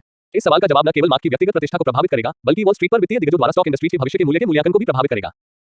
इस समय गपशप पसंद करने वाली भीड़ जो उत्सुकता से इस प्रेस कॉन्फ्रेंस को देख रही है, इस बात से अनजान है कि मार्क उन पर एक बम गिराने वाला है। न्यूयॉर्क समयानुसार शाम 7:30 बजे मार्क रिसर्च सेंटर का पहला उत्पाद लॉन्च कार्यक्रम आधिकारिक रूप से शुरू होता है। कस्टम मेड औपचारिक पोशाक पहने हुए टोनी और पेपर दर्शकों की सीटों पर बैठे हैं और मार्क के आसन प्रदर्शन को देख रहे हैं। माहौल बनाने के लिए कोई होस्ट नहीं है, न ही कोई मेहमान नाच गा रहे हैं। मार्क सूट पहने हुए साइड से स्टेज पर आते हैं और स्पॉटलाइट के नीचे खड़े हो जाते हैं। कार्यक्रम स्थल पर उपस्थित देवी और सज्जनों जो इंटरनेट या टेलीविजन के माध्यम से देख रहे हैं, शुभ संध्या। आज मैं पहली बार इतने सारे लोगों के सामने बोल रहा हूँ और मेरे पास मेरे पिता की तरह वाक्पटुता नहीं है। तो चलिए सीधे मुद्दे पर आते हैं। मार्क के बोलने के बाद प्रकाश तकनीशियन तुरंत ही आयोजन स्थल की सभी लाइटें बंद कर देता है और फिर 2 स्पॉटलाइटें डालता है, एक मार्क पर और दूसरी लाल सूटकेस पर। देवियों और सज्जनों, आज मैं आपको जो उत्पाद दिखाने जा रहा हूँ वह इस लाल सूटकेस के अंदर है, जिसका आकार लगभग एक हैंडबैग जितना है। मार्क के शब्दों ने सभी का ध्यान मंच पर रखे लाल सूटकेस की ओर आकर्षित कर दिया। इससे पहले मेरा मानना है कि आप में से कुछ लोगों ने इसका वास्तविक रूप देखा होगा और इससे मिलने वाली सुविधा का भी अनुभव किया होगा। लेकिन आज मैं औपचारिक रूप से अपने आविष्कार का आपसे परिचय कराऊंगा और इसकी जबरदस्त क्षमताओं का विस्तार से प्रदर्शन करूंगा। बेमैक्स, अब मंच पर आने की आपकी बारी है। डिंग, मार्क का आदेश मिलते ही सूटकेस के बीच में लगी गोलाकार लाइट पट्टी जल उठती है और सूटकेस का ढक्कन अपने आप खुल जाता है। एक फुफकार और फुलाव की हल्की सी आवाज के साथ एक प्यारा और गोल-मटोल, सफेद और मुलायम इन्फ्लेटेबल रोबोट सभी की आंखों के सामने प्रकट होता है। नमस्ते, मैं आपका निजी स्वास्थ्य सहायक बेमैक्स हूं। मैं आपकी किस प्रकार सहायता कर सकता हूं? इस प्रेस कॉन्फ्रेंस से पहले मार्क ने विशेष रूप से बेमैक्स के अन्य मॉड्यूल को निष्क्रिय कर दिया और केवल मूल मेडिकल चिप मॉड्यूल को बरकरार रखा। इस समय सभी महिला दर्शक जो इस उत्पाद लॉन्च पर ध्यान दे रही हैं, वे तुरंत बेमैक्स के मनमोहक और प्यारे रूप पर फिदा हो जाती हैं। बहुत प्यारा है, ये गोल-मटोल है, मैं वास्तव में इसे गले लगाना चाहती हूँ। इस समय असंख्य महिला दर्शकों के बीच यही भावना है। हालांकि पुरुष दर्शकों के लिए बेमैक्स की उपस्थिति ही उन्हें जीत नहीं सकती। अगले चरण में मार्क को मंच पर आकर एक निजी स्वास्थ्य सहायक के रूप में बेमैक्स के शक्तिशाली कार्यों का परिचय देना होगा। आप सभी ने बेमैक्स की उपस्थिति देखी है। इसे डिजाइन करते समय मैंने एक दोस्ताना और आरामदायक छवि की आवश्यकता पर विचार किया। इसलिए मैंने आसान भंडारण के लिए एक सुविधाजनक इन्फ्लेटेबल डिजाइन को अपनाया, साथ ही एक गोल और प्यारा रूप भी अपनाया। लेकिन किसी भी सफल उत्पाद के लिए एक अच्छा दिखने वाला होना निश्चित रूप से पर्याप्त नहीं है। आगे मैं एक विस्तृत परिचय और उन शक्तिशाली क्षमताओं का प्रदर्शन प्रदान करूंगा जो व्यक्तिगत स्वास्थ्य सहायक के रूप में बेमैक्स के पास है। बेमैक्स में सबसे उन्नत चिकित्सा चिप लगाई गई है, जिसमें दैनिक जीवन में होने वाली अधिकांश बीमारियों से निपटने के लिए 10,000 से ज्यादा चिकित्सा उपाय हैं। इसकी आंख की स्थिति एक होलोग्राफिक स्कैनर से सुसज्जित है जो मानव शरीर का हानिरहित स्कैन कर सकता है, जो वर्तमान में मानव चिकित्सा के क्षेत्र में ज्ञात सभी बीमारियों का सटीक निदान करता है। इसके अलावा बेमैक्स के निदान कार्यक्रम में मनोवैज्ञानिक विकारों के लिए प्रक्रियाएं भी शामिल हैं।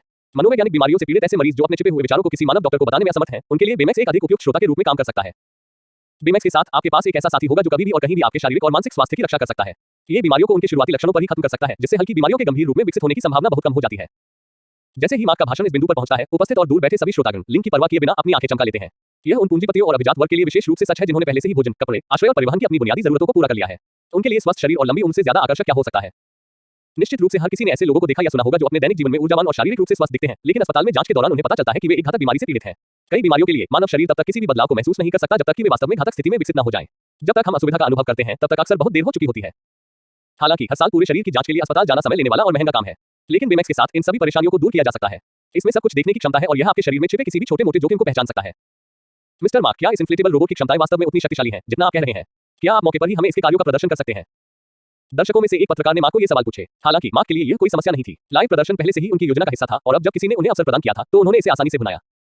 कोई बात नहीं सर, आप कृपया बेमैक्स की निदान क्षमताओं को समझाने वाला एक वीडियो देखें। इस बीच हमारा स्टाफ कुछ स्वयंसेवकों को आमंत्रित करेगा जो बेमैक्स की क्षमताओं का अनुभव करना चाहते हैं, ताकि वे स्टेज के पास प्रतीक्षा कर सकें। जल्द ही प्रचार वीडियो समाप्त हो गया और इस बिंदु पर सभी दर्शकों को स्वास्थ्य सेवा सहायक बेमैक्स की जांच प्रक्रिया के बारे में सामान्य समझ मिल गई थी। इससे वे आगामी लाइव प्रदर्शन के लिए और भी अधिक उत्साहित हो गए। क्या इस निजी स्वास्थ्य सेवा सहायक बेमैक्स में वाकई वीडियो में दिखाई गई चमत्कारिक क्षमताएं हैं? इस सवाल को ध्यान में रखते हुए सभी की नजरें मंच पर मार्क और बेमैक्स पर टिकी थी। ठीक है, वीडियो समाप्त हो गया है और साइट पर मौजूद कर्मचारियों ने 4 स्वयंसेवकों, 2 पुरुषों और 2 महिलाओं को लाइव प्रदर्शन के लिए हमारे साथ शामिल होने के लिए आमंत्रित किया है। अब आइए इन 4 स्वयंसेवकों का मंच पर स्वागत करने के लिए तालियां बजाएं और बेमैक्स की सेवाओं का अनुभव करने वाले पहले व्यक्ति बने। कर्मचारियों के मार्गदर्शन में 4 स्वयंसेवक जल्दी से मंच पर चढ़े और केंद्र में एकत्र हुए। आप चारों का स्वागत है और भाग लेने के लिए धन्यवाद। आप उपस्थिति के क्रम का पालन करते हुए आइए गोरी महिला को शुरू करें। कृपया दर्शकों को अपना परिचय दें। मेरा नाम क्रिस्टिन है और मैं एक पत्रकार हूं। बहुत बढ़िया, आप कृपया स्वाभाविक रूप से खड़े हो जाएं और कुछ क्षण प्रतीक्षा करें। परिणाम जल्द ही सामने आएंगे। बेमैक्स, यहां आओ और इस खूबसूरत महिला का पूरा शरीर स्कैन करो। समझ गया मैडम, मैं आपके शरीर को स्कैन करूंगा। स्कैन शुरू हुआ, स्कैन पूरा हुआ। मैडम, आपका शरीर स्वस्थ अवस्था में नहीं है। आपके कंधे के जोड़ के कैप्सूल और आसपास के संयोजी ऊतकों में पुरानी विशिष्ट सूजन है। लंबे समय तक ऊंची एड़ी के जूते पहनने से आपके पैर का अंगूठा पहले मेटाटार्सोफेरेंजियल पर बाहर की ओर मुड़ गया है। अनियमित खान-पान की आदतों के कारण गैस्ट्रिक अल्सर हो गया है और अनियमित आराम के कारण स्त्री रोग संबंधी सूजन हो गई है। बेमैक्स का सुझाव है कि आप अपनी जीवनशैली की आदतों में सुधार करें, स्वस्थ और नियमित आहार लें, पर्याप्त आराम करें और सूजन रोधी दवा और फिजियोथेरेपी का उपयोग करने पर विचार करें। इससे आपको जल्द से जल्द अपने शारीरिक स्वास्थ्य को ठीक करने में मदद मिलेगी। बेमैक्स ने शेष स्वयंसेवकों के लिए निदान और उपचार संबंधी सिफारिशें देना शुरू किया, जिससे दर्शक आश्चर्यचकित रह गए और लगातार तालियां बजती रहीं।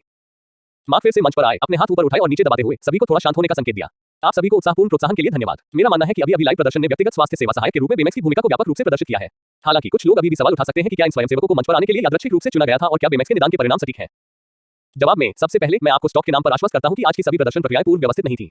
मेरा मानना है कि स्टॉक परिवार के नाम की विश्वसनीयता अभी भी कुछ हद तक बनी रहनी चाहिए। दूसरे, इन 4 स्वयंसेवकों को मेडिकल सेंटर में एक निःशुल्क पूर्ण शरीर परीक्षा का अवसर मिलेगा और परीक्षा प्रक्रिया की निगरानी एक नोटरी पब्लिक द्वारा की जाएगी। बेमैक्स द्वारा की गई परीक्षा के परिणाम नोटरी पब्लिक की आधिकारिक वेबसाइट पर घोषित किए जाएंगे। अब हम सबसे अधिक चिंताजनक प्रश्न पर आते हैं। इस व्यक्तिगत स्वास्थ्य सहायक की लागत कितनी होगी? सबसे पहले हमारे पास आम दर्शकों के लिए लक्षित उपभोक्ता संस्करण है, इंटेलिजेंट डायग्नोसिस 1.0। व्यक्तिगत स्वास्थ्य सेवा सहायक का यह मॉडल केवल बुद्धिमान निदान फंक्शन को बनाए रखता है। यह उच्च लागत प्रभावी हाइपरस्पेक्ट्रल लेंस का उपयोग करता है, एक इन्फ्लेटेबल रोबोट उपस्थिति के साथ नहीं आता है और उपचार कार्यों का अभाव है। जैसा कि मार्क ने बताया, बड़ी स्क्रीन पर इंटेलिजेंट डायग्नोसिस 1.0 का उपभोक्ता संस्करण भी प्रदर्शित किया गया था, जो एक साधारण डिजाइन वाले घरेलू प्रोजेक्टर जैसा था। सभी अतिरिक्त सुविधाओं और बाहरी डिजाइन को हटाने के बाद इसकी कीमत वाकई आकर्षक थी। खुदरा मूल्य केवल $8,999 था। यहां तक कि मध्यम वर्ग के लोगों को भी ध्यान में रखते हुए, जिन्होंने महंगा व्यावसायिक स्वास्थ्य बीमा खरीदा है, ये कीमत औपचारिक अस्पताल में 3 पूर्ण शरीर परीक्षणों की लागत के बराबर ही है। क्रेडिट कार्ड के उपयोग के लिए अमेरिकी लोगों की प्राथमिकता के साथ $8,999 एक ऐसी कीमत मानी जा सकती है जिसे नौकरी वाला कोई भी व्यक्ति वहन कर सकता है। आखिरकार स्वास्थ्य अमूल्य है।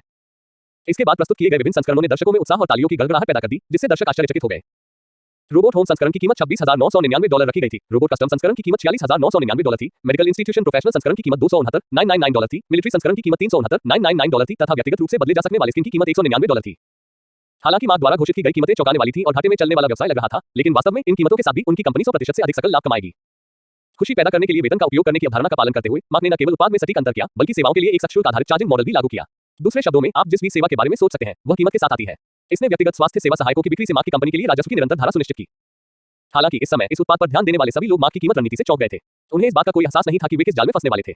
दर्शकों में बैठे टोनी ही मार्क की सुंदर और आकर्षक मुस्कान को देख सकता था और इस आदमी की असली पहचान को पहचान सकता था कि वह एक चालाक व्यवसाय है। Mark research centre stock industries के साथ मिलकर काम करेगा। सभी उत्पादों का निर्माण और गुणवत्ता नियंत्रण स्टॉक इंडस्ट्रीज द्वारा किया जाएगा, जिससे यह सुनिश्चित होगा कि हर ग्राहक को दोषरहित और बेहतरीन उत्पाद मिले। हम सभी उपभोक्ताओं को उच्चतम गुणवत्ता वाली वापसी, विनिमय और बिक्री के बाद की सेवा भी प्रदान करेंगे। आज का उत्पाद लॉन्च कार्यक्रम समाप्त हो गया है और मुझे आशा है कि अगले मार्क रिसर्च सेंटर उत्पाद लॉन्च कार्यक्रम में आप सभी से मुलाकात होगी। धन्यवाद। मार्क ने झुककर विदा ली। रोशनी धीरे धीरे चमकने लगी और दर्शकों ने उत्साहपूर्वक तालियां बजाईं, जो दर्शाता है कि मार्क का आज का पदार्पण अत्यधिक सफल रहा, जिसने मार्क रिसर्च सेंटर की प्रतिष्ठा स्थापित की। कोई भी व्यक्ति जिसके पास थोड़ा सा भी व्यावसायिक कौशल और सामाजिक अनुभव हो, वह ये विश्लेषण कर सकता है कि mark research centre medical robotics उद्योग में एक यूनिकॉर्न उद्यम बनने वाला है। समय बीतने और मार्क के पीछे स्टॉक ग्रुप के समर्थन के साथ इसका भविष्य निस्संदेह इसे स्टॉक इंडस्ट्री के बराबर प्रभाव और मूल्य के साथ एक प्रौद्योगिकी दिग्गज बना देगा। ये कुछ ऐसा था जिस पर उन्हें दृढ़ विश्वास था। मंच के पीछे जब मार्क टोनी और पेपर से मिलने की तैयारी कर रहा था, उसे अपने सचिव से एक संदेश मिला। बॉस, शील्ड सेमी कूल्सन ड्रेसिंग रूम में आपका इंतजार कर रहे हैं। वह ऑर्डर विवरण की पुष्टि करना चाहते हैं और आपके साथ खरीद अनुबंध पर हस्ताक्षर करना चाहते हैं। ओह, ऐसा लगता है कि आज मेरा उत्पाद लॉन्च कार्यक्रम बहुत सफल रहा। वे अब और नहीं रोक सकते। तो फिर मैं एक साहसिक अनुरोध करने में संकोच नहीं करूंगा। हे। मार्क, पिछली प्रेस कॉन्फ्रेंस में आपका प्रदर्शन बहुत अच्छा था। जैसे ही मार्क ने कमरे में प्रवेश किया, कॉल्सन, जो ड्रेसिंग रूम में इंतजार कर रहे थे, उनका स्वागत करने के लिए अपनी सीट से उठ खड़े हुए। मार्क को कॉल्सन की यात्रा के उद्देश्य की स्पष्ट समझ थी और वह शांत रहे। विनम्रतापूर्वक हाथ मिलाने के बाद वह सीधे मुद्दे पर आ गए। आपकी प्रशंसा के लिए धन्यवाद एजेंट कॉल्सन। हम पहले भी कई बार मिल चुके हैं और हम सहयोग के लिए पहले ही एक प्रारंभिक समझौते पर पहुंच चुके हैं। अब केवल मूल्य निर्धारण को अंतिम रूप देना बाकी है। तो चलिए औपचारिकताओं को छोड़कर सीधे मुद्दे पर आते हैं। मार्क को सीधे तौर पर बोलते देख कॉल्सन ने भी बात को घुमा फिराकर नहीं कहा। वह भी जल्दी से काम पूरा करके अपने निदेशक को रिपोर्ट करना चाहता था। मार्क, आइए हर एक चीज पर विस्तार से चर्चा करें। शुरुआत करते हैं आधारभूत पदार्थ ग्राफीन से, जिसे एक बहुमुखी पदार्थ माना जा सकता है। हमारे शील्ड अनुसंधान केंद्र ने आपके द्वारा खोजे गए ग्राफीन पर एक मूल्यांकन रिपोर्ट प्रदान की है। रिपोर्ट सैन्य अनुप्रयोगों में इसके अकल्पनीय मूल्य को दर्शाती है। मार्क रिसर्च सेंटर वर्तमान में दुनिया की एकमात्र ऐसी कंपनी है जिसके पास परिपक्व और लागत प्रभावी बड़े पैमाने पर ग्राफीन निष्कर्षण तकनीक है। सैन्य, चिकित्सा और ऊर्जा जैसे विभिन्न क्षेत्रों में ग्राफीन की व्यवहारिकता को ध्यान में रखते हुए शील्ड आपके द्वारा प्रस्तावित $8 मिलियन प्रति टन की कीमत स्वीकार करने को तैयार है। हालांकि शर्त प्राथमिकता आपूर्ति समझौते पर हस्ताक्षर करने की है। जब कई पक्ष एक साथ मार्क रिसर्च सेंटर को ऑर्डर देते हैं, तो हमारी एजेंसी की ऑर्डर आवश्यकताओं को प्राथमिकता दी जानी चाहिए। मार्क ने जवाब दिया, इस मामले में मेरी अंतिम शर्त शील्ड की 70% जरूरतों को पूरा करने को प्राथमिकता देना है, जबकि शेष 30% आपूर्ति मांग संतुलन बहाल होने के बाद आपूर्ति के लिए प्राथमिकता दी जाएगी। शील्ड द्वारा उनकी कीमत पर सहमत होने के बावजूद उन्होंने तुरंत शर्त स्वीकार नहीं की। अपनी खुद की कंपनी स्टॉक इंडस्ट्रीज की भविष्य की जरूरतों को ध्यान में रखते हुए अगर वे इस शर्त पर सहमत होते, तो स्टॉक इंडस्ट्रीज को तंग आपूर्ति और ग्राफीन की तत्काल आवश्यकता के समय नुकसान उठाना पड़ता। ठीक है, मैं इसे अनुबंध में शामिल करूंगा। कॉल्सन ने सिर हिलाया और अपने लैपटॉप पर अनुबंध में आवश्यक संशोधन किए। ऐसा लगता है कि उन्होंने इस बात को भी ध्यान में रखा कि मार्क अपने उद्योग के लिए कुछ छूट चाहते हैं और 70% हिस्सा उनकी अपेक्षित निचली रेखा से अधिक नहीं था। दूसरा आइटम वह आर्टिफैक्ट सूट है जिसे आपने पहले हमें दिखाया था, जिसमें वह अविश्वसनीय सूट शामिल है जो एक साधारण व्यक्ति को असाधारण क्षमताएं प्रदान करता है। ट्रैकिंग चश्मा जो मानचित्र प्रदर्शित करता है और ट्रैकर्स और बग्स के साथ मिलकर काम करता है। आवाज बदलने वाली टाई जो बहुमुखी स्वर मॉड्यूलेशन की अनुमति देती है। निरंतर संचार के लिए एजेंट बैच, गैर घातक पोर्टेबल हथियार, ट्रैंक्विलाइजर डाकघड़ी, बहुमुखी और विस्तार योग्य उपयोगिता बेल्ट और उन्नत जूते जो एजेंट की चपलता को बढ़ाते हैं। ये उपकरण आइटम वास्तव में हमारे शील्ड एजेंटों को उनके काम में महत्वपूर्ण सहायता प्रदान कर सकते हैं और साथ ही हताहतों के जोखिम को कम कर सकते हैं। हालांकि प्रति सेट $8 लाख की कीमत के कारण हमारे लिए हर एजेंट को इस से लेस करना असंभव है। इसलिए मुझे उम्मीद है कि आपकी कंपनी आर्टिफैक्ट सूट की कीमत पर थोड़ी रियायत दे सकती है। आखिरकार ये सामाजिक स्थिरता बनाए रखने के लिए जिम्मेदार एक एजेंट की जीवन सुरक्षा से संबंधित है और शील्ड का वार्षिक बजट सीमित है। कूल्सन के अनुरोध को सुनकर मार्क हिचकिचाया और उलझन में पड़ गया। उसकी हिचकिचाहट कीमत कम करने से होने वाले लाभ में कमी के कारण नहीं थी। आखिरकार वह आर्टिफैक्ट सूट की असली कीमत से अच्छी तरह वाकिफ था। अगर वह शील्ड को 90% छूट भी देता तो भी उसे लाभ होता। मुद्दा यह था कि शील्ड में एजेंट न केवल सामाजिक स्थिरता बनाए रखने वाले नायक थे, बल्कि हाइड्रा के सैनिक भी थे जो छाया में छिपकर लगातार दुनिया को तहस-नहस करने की साजिश रच रहे थे। हालांकि मार्क को भरोसा था कि उसकी एन्क्रिप्शन तकनीक हाइड्रा को घुसपैठ करने से रोक सकती है, लेकिन वह असली नायकों की पीठ पीछे उन्हें इतना बड़ा फायदा देने के लिए अनिच्छुक था। मार्क ने जब अपने सामने भौहें सिकुड़ी और विचार किया, तो कॉल्सन को घबराहट होने लगी। क्या ऐसा हो सकता है कि आर्टिफैक्ट सूट की कीमत वाकई बहुत ज्यादा थी, जिसकी वजह से मार्क ने इस पर इतनी गंभीरता से विचार किया? सच्चाई से अनभिज्ञ कॉल्सन केवल धैर्यवान बनकर प्रतीक्षा की पीड़ा सहन कर सकता था। अचानक मार्क ने अपने माथे पर थपकी दी और उसके चेहरे पर एक चालाक मुस्कान उभरी, जो ये संकेत दे रही थी कि उसके दिमाग में एक शानदार विचार आया है। कूल्सन, मुझे लगता है कि तुमने सही बात कही है। हम नायकों को खून खराबा और आंसू बहाने नहीं दे सकते। कीमत के बारे में मैं तुम्हें 50% छूट दे सकता हूं। इसके अलावा खरीद को तुम्हारी जरूरतों के हिसाब से विभाजित किया जा सकता है और यह पूरा सेट होना जरूरी नहीं है। इसके अलावा मैं प्रत्येक शील्ड एजेंट को शील्ड लोगों के अनुसार एक मुफ्त एजेंट बैच दे सकता हूं। मिस्टर स्टॉक, आप वाकई महान हैं। मैं आपकी प्रशंसा करता हूं। कॉल्सन ने अपना आभार व्यक्त किया और एक घुटने पर बैठकर मुट्ठी बांधकर मार्क को सलाम किया। हालांकि मार्क ने जो दृश्य कल्पना की थी वह वास्तव में नहीं हुआ। कॉल्सन ने उत्साह से सिर हिलाया और जल्दी से कीबोर्ड पर टाइप करना शुरू कर दिया, मार्क द्वारा अनुबंध में दी गई शर्तों को जोड़ते हुए, जैसे कि उन्हें डर था कि अगर चीजों में देरी हुई तो मार्क अपना मन बदल लेंगे। हाँ, तुम लोग वास्तव में औपचारिकताओं के बारे में नहीं जानते। मार्क ने बिना किसी आत्म जागरूकता दिखाए मन ही मन शिकायत की। ठीक है मार्क, अब हमारे पास सूची में केवल एक आइटम बचा है, सैन्य ग्रेड स्वास्थ्य सहायक। यह विभिन्न चोटों को संभाल सकता है, जटिल सर्जरी कर सकता है, सभी इलाकों के अनुकूल हो सकता है और इसमें आक्रामक क्षमताएं हैं। सच कहूं तो इस श्रृंखला ने न केवल हमें बल्कि सेना, CIA और FBI को भी आकर्षित किया है। उन्होंने इस उत्पाद को खरीदने के लिए तत्काल विशेष निधि का अनुरोध किया है। इसलिए यदि आप शील्ड के ऑर्डर को प्राथमिकता से पूरा करने की गारंटी दे सकते हैं, तो हम $18.60 मिलियन की कीमत पर सहमत हो सकते हैं। सौदा। इस बार मार्क ने अनुरोध को अस्वीकार नहीं किया। आखिरकार इन्फ्लेटेबल रोबोट ग्राफीन की तरह नहीं था, जो एक बुनियादी सामग्री है।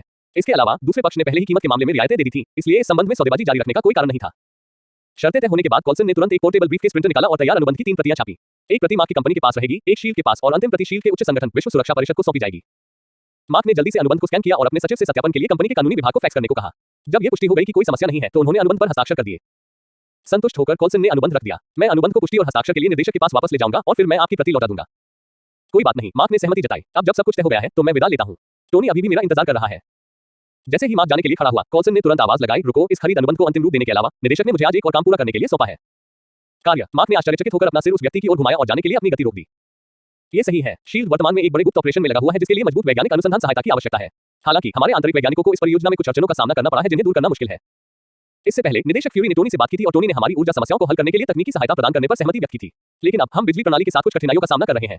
सुरक्षा विशेषज्ञों ने क्वार्टर टरबाइन इंजन के लिए हमारी वैज्ञानिक टीम के डिजाइन की सुरक्षा और विश्वसनीयता के बारे में चिंता जताई है। हालांकि हमारे वैज्ञानिक नए व्यवहार्य समाधान के साथ आने में असमर्थ हैं। जब डायरेक्टर फ्यूरी ने फिर से टोनी स्टॉक से मदद मांगी तो टोनी ने इस समस्या को हल करने के लिए डायरेक्टर को आपकी सिफारिश की।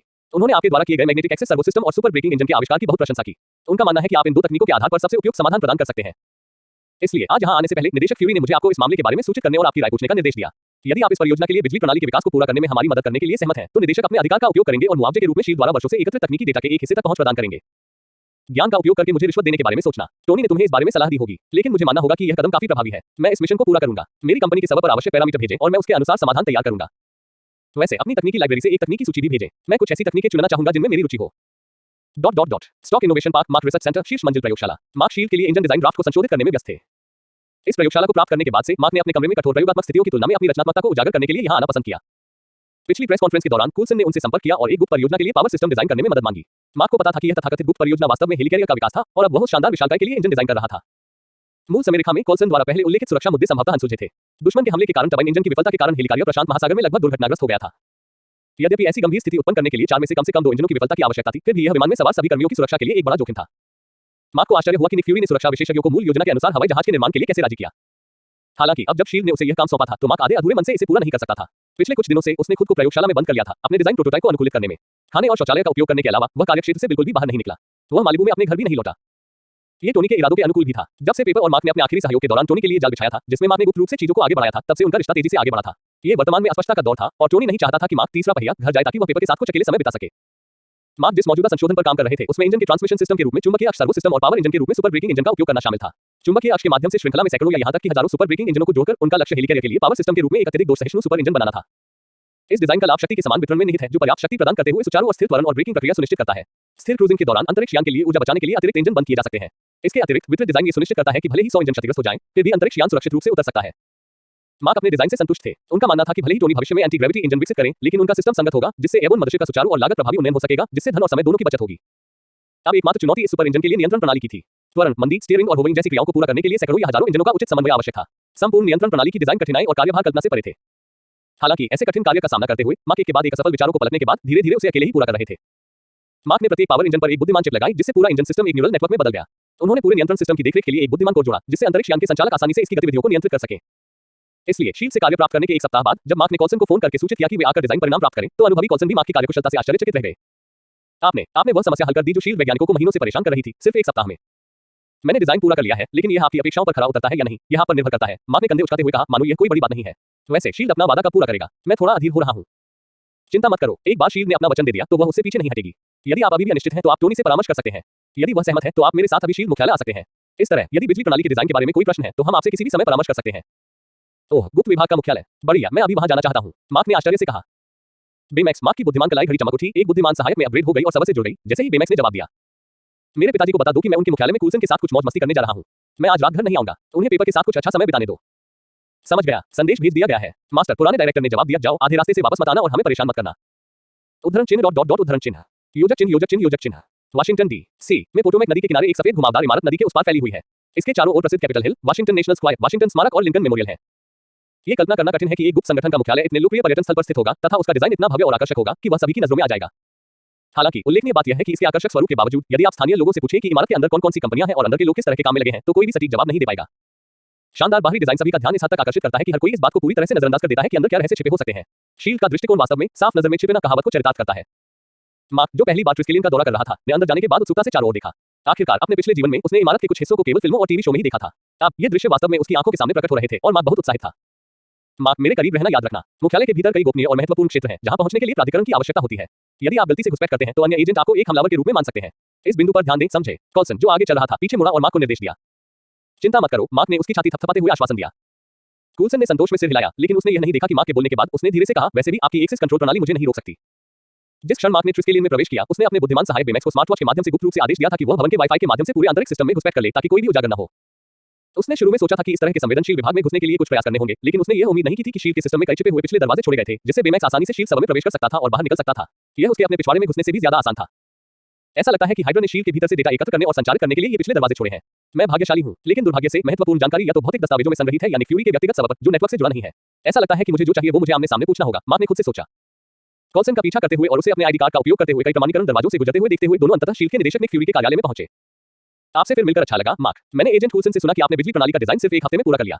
ऐसा लगता है कि टोनी द्वारा आपकी प्रतिभा की प्रशंसा करना कि यह उसकी प्रतिभा के बराबर है, बेबुनियाद नहीं है, फ्यूरी ने कहा जब उसने मार्क को दरवाजे पर देखा तो वह अपनी मेज के पीछे से खड़ा हुआ और उसका स्वागत किया। मार्क ने ये शब्द सुनकर अपनी आंखें घुमाई। क्या प्रतिभा है, वह सिर्फ अपनी तारीफ कर रहा है। वह मेरे जितना बुद्धिमान कैसे हो सकता है? उसके शब्दों के आधार पर मेरा अच्छा नाम खराब मत करो। ठीक है, मैं वास्तव में इन तकनीकी मामलों को नहीं समझता, इसलिए मैं इसे आप और शो 3 पर चर्चा करने के लिए छोड़ता हूं। चलो अब आपके मुआवजे के बारे में बात करते हैं। फ्यूरी ने बिना किसी शर्मिंदगी के सहजता से विषय बदल दिया। मैंने पहले ही किसी को आपको तकनीकी दस्तावेजों की एक सूची भेजने के लिए कहा है जो आपको उपलब्ध कराई जा सकती है। आक्रामक क्षमताओं वाली खतरनाक तकनीकों को छोड़कर इसमें शील्ड द्वारा अपनी स्थापना के बाद से एकत्रित अधिकांश तकनीकी डेटा शामिल है। क्या आपने सोचा है कि आप कौन सी चुनना चाहेंगे?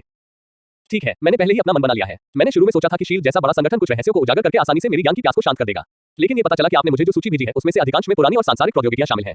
यदि आपके पास कुछ भी छिपा हुआ नहीं है तो मुझे लगता है कि आपके संगठन के लिए मेरी कंपनी के साथ दीर्घकालिक तकनीकी सहायता साझेदारी स्थापित करना आवश्यक है। आपने जो सूची भेजी है उसमें से सिर्फ 2 चीजें हैं जिन्होंने मेरी दिलचस्पी जगाई, सुपर सोल्जर सीरम जिससे पहला सार्वजनिक रूप से जाना जाने वाला super hero captain Steve roses बना और डॉक्टर हैंक पिम के पिम पार्टिकल्स। बस मुझे ये 2 दिखाओ। क्या तुम्हें यकीन है? फ्यूरी ने मार्क से पुष्टि की। तुम्हें पता होना चाहिए कि ये दोनों ही प्रौद्योगिकी फाइलें अधूरी हैं और इनमें महत्वपूर्ण सामग्री गायब है, या तो दुर्घटनावश खो जाने या उनके आविष्कारकों द्वारा जानबूझकर छिपाए जाने के कारण। हमारे शील्ड शोधकर्ता इन सामग्रियों के अवशेषों से इन्हें फिर से बनाने की वर्षों से कोशिश कर रहे हैं, लेकिन कोई भी सफल नहीं हुआ है। हमने इस प्रक्रिया में गलती से एक बुरे स्वभाव वाले राक्षस का भी निर्माण कर दिया। क्या तुम अभी भी इन विकल्पों को चुनने के लिए दृढ़ हो? ये सिर्फ 2 ही बातें हैं। चिंता मत करो, मैं बाद में वापस नहीं आऊंगा और अतिरिक्त मुआवजा नहीं मांगूंगा। भले ही मुझे लगे कि मैंने जो प्रयास किया है उसकी तुलना में ये कम है, लेकिन सौदा तो सौदा ही है। मैं स्वैच्छिकता, समानता, निष्पक्षता, ईमानदारी और विश्वास के सिद्धांतों को समझता हूं। मार्क ने निक फ्यूरी की ओर कंधे उठाते हुए कहा, ये संकेत देते हुए कि उन्हें इन कारकों से कोई परेशानी नहीं है। ठीक है, चूंकि आपने ठान लिया है, इसलिए कॉल्सन आपको बाद में डेटाबेस में ले जाएगा ताकि आप इन 2 दस्तावेजों तक पहुंच सकें। दस्तावेजों को केवल डेटाबेस के दायरे में ही पढ़ा जा सकता है। अगर आपने उन्हें पढ़ना समाप्त नहीं किया है तो आप कल वापस आ सकते हैं। हालांकि आप दस्तावेजों को बाहर नहीं निकाल सकते या जो सामग्री आपने देखी है उसे प्रकट नहीं कर सकते। समझे? कोई समस्या नहीं, इसमें ज्यादा समय नहीं लगेगा। मेरी फोटोग्राफिक मेमोरी अच्छी है। 2 तकनीकी फाइलें मेरे लिए कोई चुनौती नहीं होंगी। बहुत अच्छी बात है एजेंट कूल्सन, आप मार्क को उसका मुआवजा लेने के लिए ले जाए और उसके द्वारा डिजाइन की गई बिजली प्रणाली को व्यवहार्यता विश्लेषण और सत्यापन के लिए अनुसंधान एवं विकास विभाग को सौंप दीजिए। समझ गया सर। जब कूल्सन मार्क को कार्यालय से बाहर ले गए तो फ्यूरी ने उनके प्रस्थान को सार्थक भाव से देखा और कहा, मैंने जो सावधानी से व्यवस्था की है वह व्यर्थ नहीं है। आपने वास्तव में इन 2 प्रौद्योगिकियों को चुना है और केवल वे ही आपको चुनौती दे सकते हैं। हॉवर्ड स्टॉक के पोते, मुझे आश्चर्य है कि क्या आप इन 2 प्रौद्योगिकियों को पुनः बना सकते हैं। मैं उत्सुकता से देखने का इंतजार कर रहा हूं। जबकि मार्क ट्रिस्केलियन बिल्डिंग के सूचना कक्ष में तकनीकी आंकड़ों में डूबे हुए थे, बाहरी दुनिया मार्क रिसर्च सेंटर द्वारा जारी किए गए निजी स्वास्थ्य सहायक को लेकर उत्साह से भरी हुई थी। उत्पाद लॉन्च के बाद मार्क एकांत में चले गए थे, शील्ड द्वारा आवश्यक बिजली प्रणाली का अध्ययन कर रहे थे। एकांत से बाहर आने के बाद वह सीधे अपने एकांत को जारी रखने के लिए शील्ड मुख्यालय चले गए। मार्क को कंपनी के संचालन के बारे में पता नहीं था, या यूं कहें कि जब उन्होंने अनुसंधान के अलावा सभी मामलों को अपने अधीनस्थों को सौंपने का फैसला किया तो ये मामले अब उनकी चिंता का विषय नहीं थे। हालांकि जैसे जैसे दर्शकों ने सम्मेलन का वीडियो देखा और मीडिया रिपोर्टर स्वयंसेवकों के शारीरिक परीक्षण कार्यक्रमों पर नजर रखने लगे, निजी स्वास्थ्य सहायक से संबंधित शब्दों की लोकप्रियता टेलीविजन, समाचार पत्रों और इंटरनेट पर तेजी से बढ़ने लगी। मार्क के मार्केटिंग विभाग ने विभिन्न मशहूर हस्तियों और सार्वजनिक हस्तियों को अपने सोशल नेटवर्क पर निजी स्वास्थ्य सहायक के लिए अनुरोध पोस्ट करने के लिए आमंत्रित किया, जिसमें मार्क रिसर्च सेंटर के ट्वीट का उल्लेख किया गया। इससे मामले की लोकप्रियता में काफी वृद्धि हुई। प्रशंसक शक्ति निस्संदेह मजबूत है और निजी स्वास्थ्य सहायक स्वयं उत्कृष्ट गुणवत्ता का है। नतीजतन प्रचार प्रभाव उम्मीदों से अधिक हो गया। मार्क द्वारा विकसित रोबोट की शक्तिशाली निदान और उपचारात्मक क्षमताओं से लोग आश्चर्यचकित थे और वे रोबोट के विभिन्न स्टाइलिश और प्यारे डिजाइनों से भी आकर्षित हुए। सूचना विस्फोट के इस युग में इस गर्म विषय की प्रसार गति निस्संदेह पहले से कहीं अधिक तेज होगी। लोगों की रोजमर्रा की चर्चाओं में हमेशा एक ही विषय होता था और वह था मार्क रिसर्च सेंटर द्वारा जारी किया गया निजी स्वास्थ्य सहायक। आप इसे कहां से खरीद सकते हैं? इसकी कीमत कितनी है? क्या आप इंटरचेंजेबल स्किन की और भी स्टाइल पा सकते हैं? सवाल चाहे जो भी हो, मुख्य ध्यान बेमेक्स पर ही है। यहां तक कि चतुर फैशन ब्रांड और लग्जरी सामान निर्माता भी सहयोग की तलाश में आ गए। वे सह ब्रांडेड स्किन लॉन्च करना चाहते थे या छवि विकास अधिकार प्राप्त करना चाहते थे और परिधीय उत्पादों और यहां तक कि सांस्कृतिक उत्पादों के वाणिज्यिक विकास में संलग्न होना चाहते थे। और आज निजी स्वास्थ्य सहायक उत्पादों का पहला बैच बिक्री के लिए जाने वाला है। ऑफलाइन मार्क होम नाम के मार्क के स्टोर प्रमुख शहरों के विभिन्न वाणिज्यिक जिलों में मशरूम की तरह उगाए हैं, जो नागरिकों की भीड़ को आकर्षित करते हैं, जो दुकानों के सामने उत्सुकता से लाइन में खड़े होते हैं। सभी जल्द से जल्द अपने पसंदीदा स्वास्थ्य सहायक को खरीदने की उम्मीद करते हैं। साथ ही इस हॉट ट्रेंड से लाभ उठाने के इरादे से स्केल्पर्स भी इसमें शामिल हैं। ऑनलाइन मार्क की कंपनी की टीम अच्छी तरह से तैयार थी। एक सावधानीपूर्वक डिजाइन की गई कंपनी की वेबसाइट लॉन्च की, जहां नेटिजन्स विभिन्न रोबोट मॉडल के बीच मापदंडों और कीमतों में अंतर की तुलना कर सकते थे और ऑनलाइन खरीद के लिए आरक्षण कर सकते थे। हालांकि भले ही उन्होंने स्टॉक इंडस्ट्री से सबक क्लस्टर पहले ही किराए पर ले लिए थे, लेकिन मार्क रिसर्च सेंटर की वेबसाइट ट्रैफिक के भारी प्रवाह के कारण लगभग क्रैश हो गई। सौभाग्य से मार्क ने बेमेक्स के प्रोग्राम को कंपनी के सबक से जोड़ा था, जिससे लोड बैलेंसिंग और ट्रैफिक कंट्रोल की अनुमति मिली, जिससे अंततः स्थिति स्थिर हो गई। टोनी, आज सुबह 9 बजे खुलने से लेकर शाम 5 बजे बंद होने तक मैंने जो डेटा एकत्र किया है, उसके अनुसार मार्क होम के ऑफलाइन स्टोर्स का कुल राजस्व $390 और 40 सेंट मिलियन है। इसके अलावा ऑनलाइन बिक्री कुल $230 मिलियन तक पहुंच गई। आज मार्क रिसर्च सेंटर का एकल दिन का राजस्व $600 मिलियन से अधिक हो गया, और यह केवल यूरोपीय और उत्तरी अमेरिकी बाजारों से होने वाली आय है। यदि भविष्य में मार्क रिसर्च सेंटर के उत्पाद एशिया, अफ्रीका और दक्षिण अमेरिका में प्रवेश करते हैं, तो यह डेटा काफी बढ़ जाएगा। मालिकों के स्टॉक मेंशन में पेपर टोनी को मार्क रिसर्च सेंटर की राजस्व स्थिति के बारे में रिपोर्ट कर रही थी, जो उसने आज एकत्र की थी। पेपर की रिपोर्ट सुनने के बाद टोनी, जो शुरू में उदासीन दिखाई दिया था, वह भी अवाक रह गया। टोनी ने 21 साल की उम्र से ही स्टॉक इंडस्ट्रीज को संभाल लिया था और कंपनी के प्रदर्शन की व्याख्या करने में माहिर था। वह अच्छी तरह जानता था कि आज मार्क रिसर्च सेंटर के राजस्व डेटा के आधार पर भले ही लोकप्रियता कम होने के कारण अंततः इसमें गिरावट आए, मार्क रिसर्च सेंटर का मूल्यांकन कम से कम खरबों डॉलर से शुरू होगा। दूसरे शब्दों में, अगर यह कंपनी, जिसकी स्थापना में उन्होंने 1 महीने से भी कम समय पहले मदद की थी, अब न्यूयॉर्क स्टॉक एक्सचेंज में सूचीबद्ध होती, तो इसका शेयर मूल्य स्टॉक इंडस्ट्रीज के अपने चरम पर होने के समय के मुकाबले 2 गुना से भी ज्यादा होता। मार्क की व्यक्तिगत निवल संपत्ति उनकी अपनी संपत्ति से ज्यादा हो जाती और फोर्ब्स अरबपतियों की सूची में वे सबसे अमीर व्यक्ति बन जाते। वाह, मार्क सचमुच भयानक है। इस हालत में तो क्या मेरा अपना बेटा इतनी जल्दी मुझसे आगे निकल जाएगा? अगर मार्क अपनी कंपनी का एकमात्र स्वामित्व छोड़ने और इसे सार्वजनिक करने के लिए तैयार है तो यह वास्तव में संभव है। लेकिन मुझे नहीं लगता कि मार्क अपनी कंपनी को सार्वजनिक होने देंगे। सबसे पहले आप उनके पीछे हैं और स्टॉक इंडस्ट्रीज उनका समर्थन करने के लिए मौजूद है। सार्वजनिक हुए बिना भी इसका इसके वित्तपोषण और व्यावसायिक संचालन पर शायद ही कोई प्रभाव पड़ेगा। इसके अलावा मार्क को निर्णय लेने के लिए दूसरों से सलाह लेना पसंद नहीं है। एक बार जब वह अपना मन बना लेता है तो उसे बदलना मुश्किल होता है। इसलिए वह कंपनी में कई निदेशकों को मौजूद नहीं रहने देगा जो उसके निर्णय लेने की शक्ति को प्रभावित कर सकते हैं।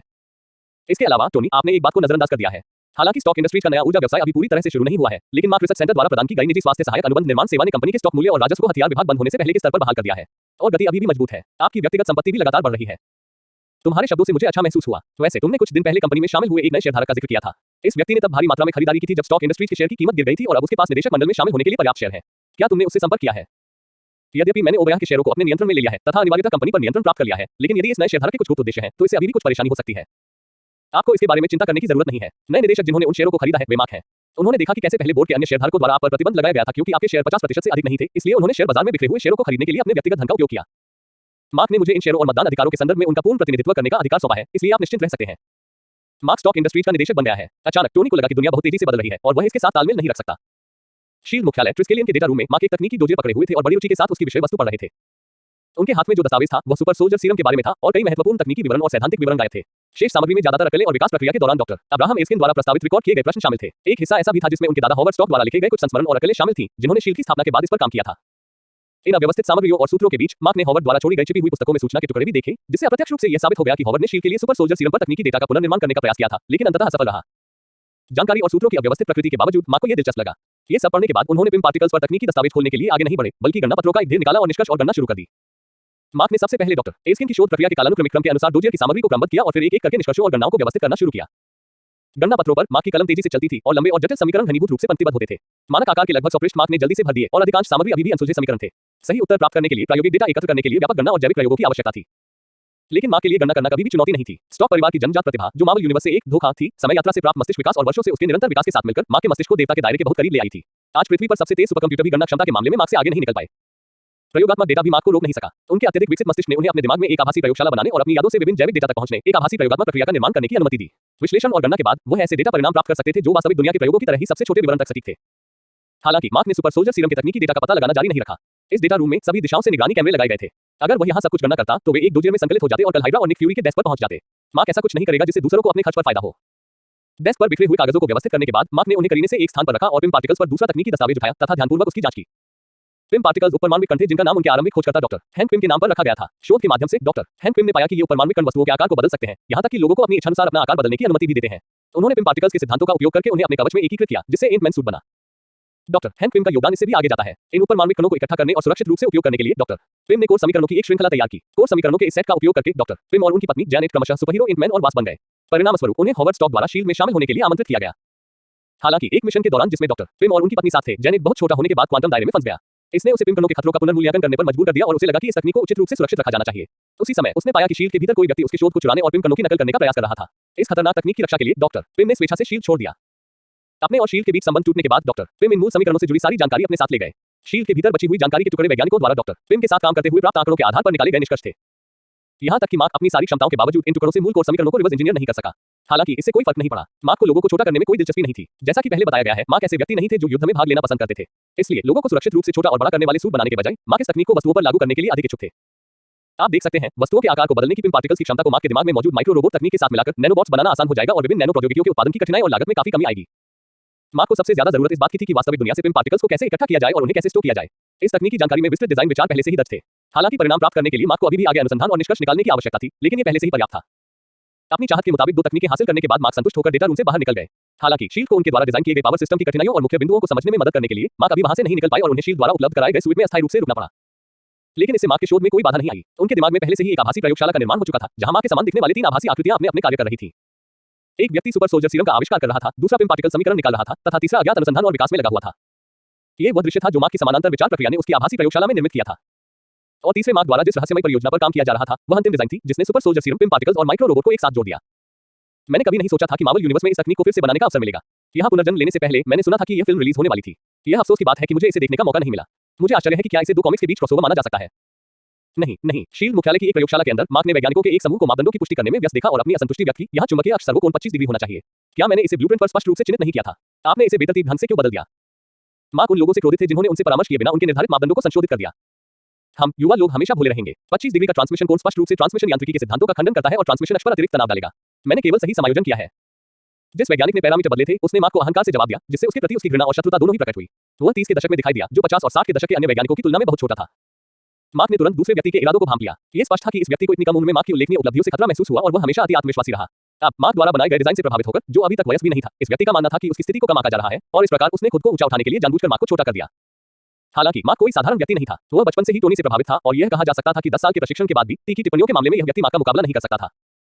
अगर आपको समझ में नहीं आया तो पूछिए। क्या कल रात समूह अभ्यास के दौरान आपकी ऊर्जा बहुत ज्यादा खत्म हो गई जिससे आपके मस्तिष्क में शॉर्ट सर्किट हो गया? क्या आप मेरे चुंबकीय अक्ष सर्वो ट्रांसमिशन को यांत्रिक ट्रांसमिशन के पारंपरिक सिद्धांतों के साथ देखते हैं?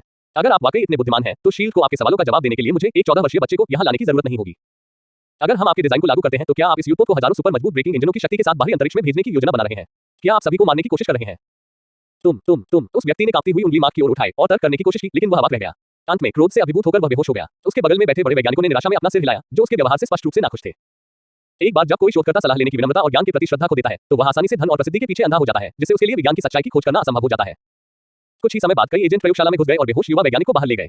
शेष पुराने वैज्ञानिकों ने चुपचाप पहले से संशोधित ट्रांसमिशन कोणों को वापस कर दिया। मार्क के ब्लूप्रिंट से मापदंडों को कंप्यूटर में इनपुट करने पर अपना ध्यान केंद्रित किया। धीरे-धीरे पावर सिस्टम का एक होलोग्राफिक मॉडल तैयार किया। एक व्यक्ति कम होने से पूरी टीम की कार्यकुशलता में वास्तव में सुधार हुआ। ऐसा लग रहा था कि पहले एक अहंकारी व्यक्ति टीम की प्रगति में बाधा बन रहा था। जब डिजाइन ब्लूप्रिंट पर अंतिम पैरामीटर कंप्यूटर में इनपुट किया गया तो होलोग्राफिक प्रोजेक्शन के माध्यम से सभी के सामने एक विशाल और जटिल इंजन मॉडल दिखाई दिया। मॉडल के भीतर घनी वितरित पावर नोड्स चुंबकीय अक्ष सर्वो ट्रांसमिशन अक्ष के साथ समान रूप से फैले हुए थे जो 300 मीटर से अधिक फैले हुए थे। वे 270 डिग्री की सीमा के भीतर लचीले ढंग से घूम सकते थे जिससे विमान को शक्तिशाली प्रणोदन और फुर्तीली गतिशीलता मिलती थी। अगला चरण अंतिम व्यवहार्यता सत्यापन है, मार्क ने कहा। जब वह शानदार होलोग्राफिक मॉडल को देख रहा था तो वह उत्सुकता से भर गया। हालांकि उसे पूरा भरोसा था कि उसका डिजाइन शील्ड द्वारा निर्धारित आवश्यकताओं को पूरा कर सकता है और इस सुरक्षा सत्यापन को पास कर सकता है, फिर भी वह वास्तविक परिणाम प्राप्त होने तक थोड़ा नर्वस और असहज महसूस कर रहा था।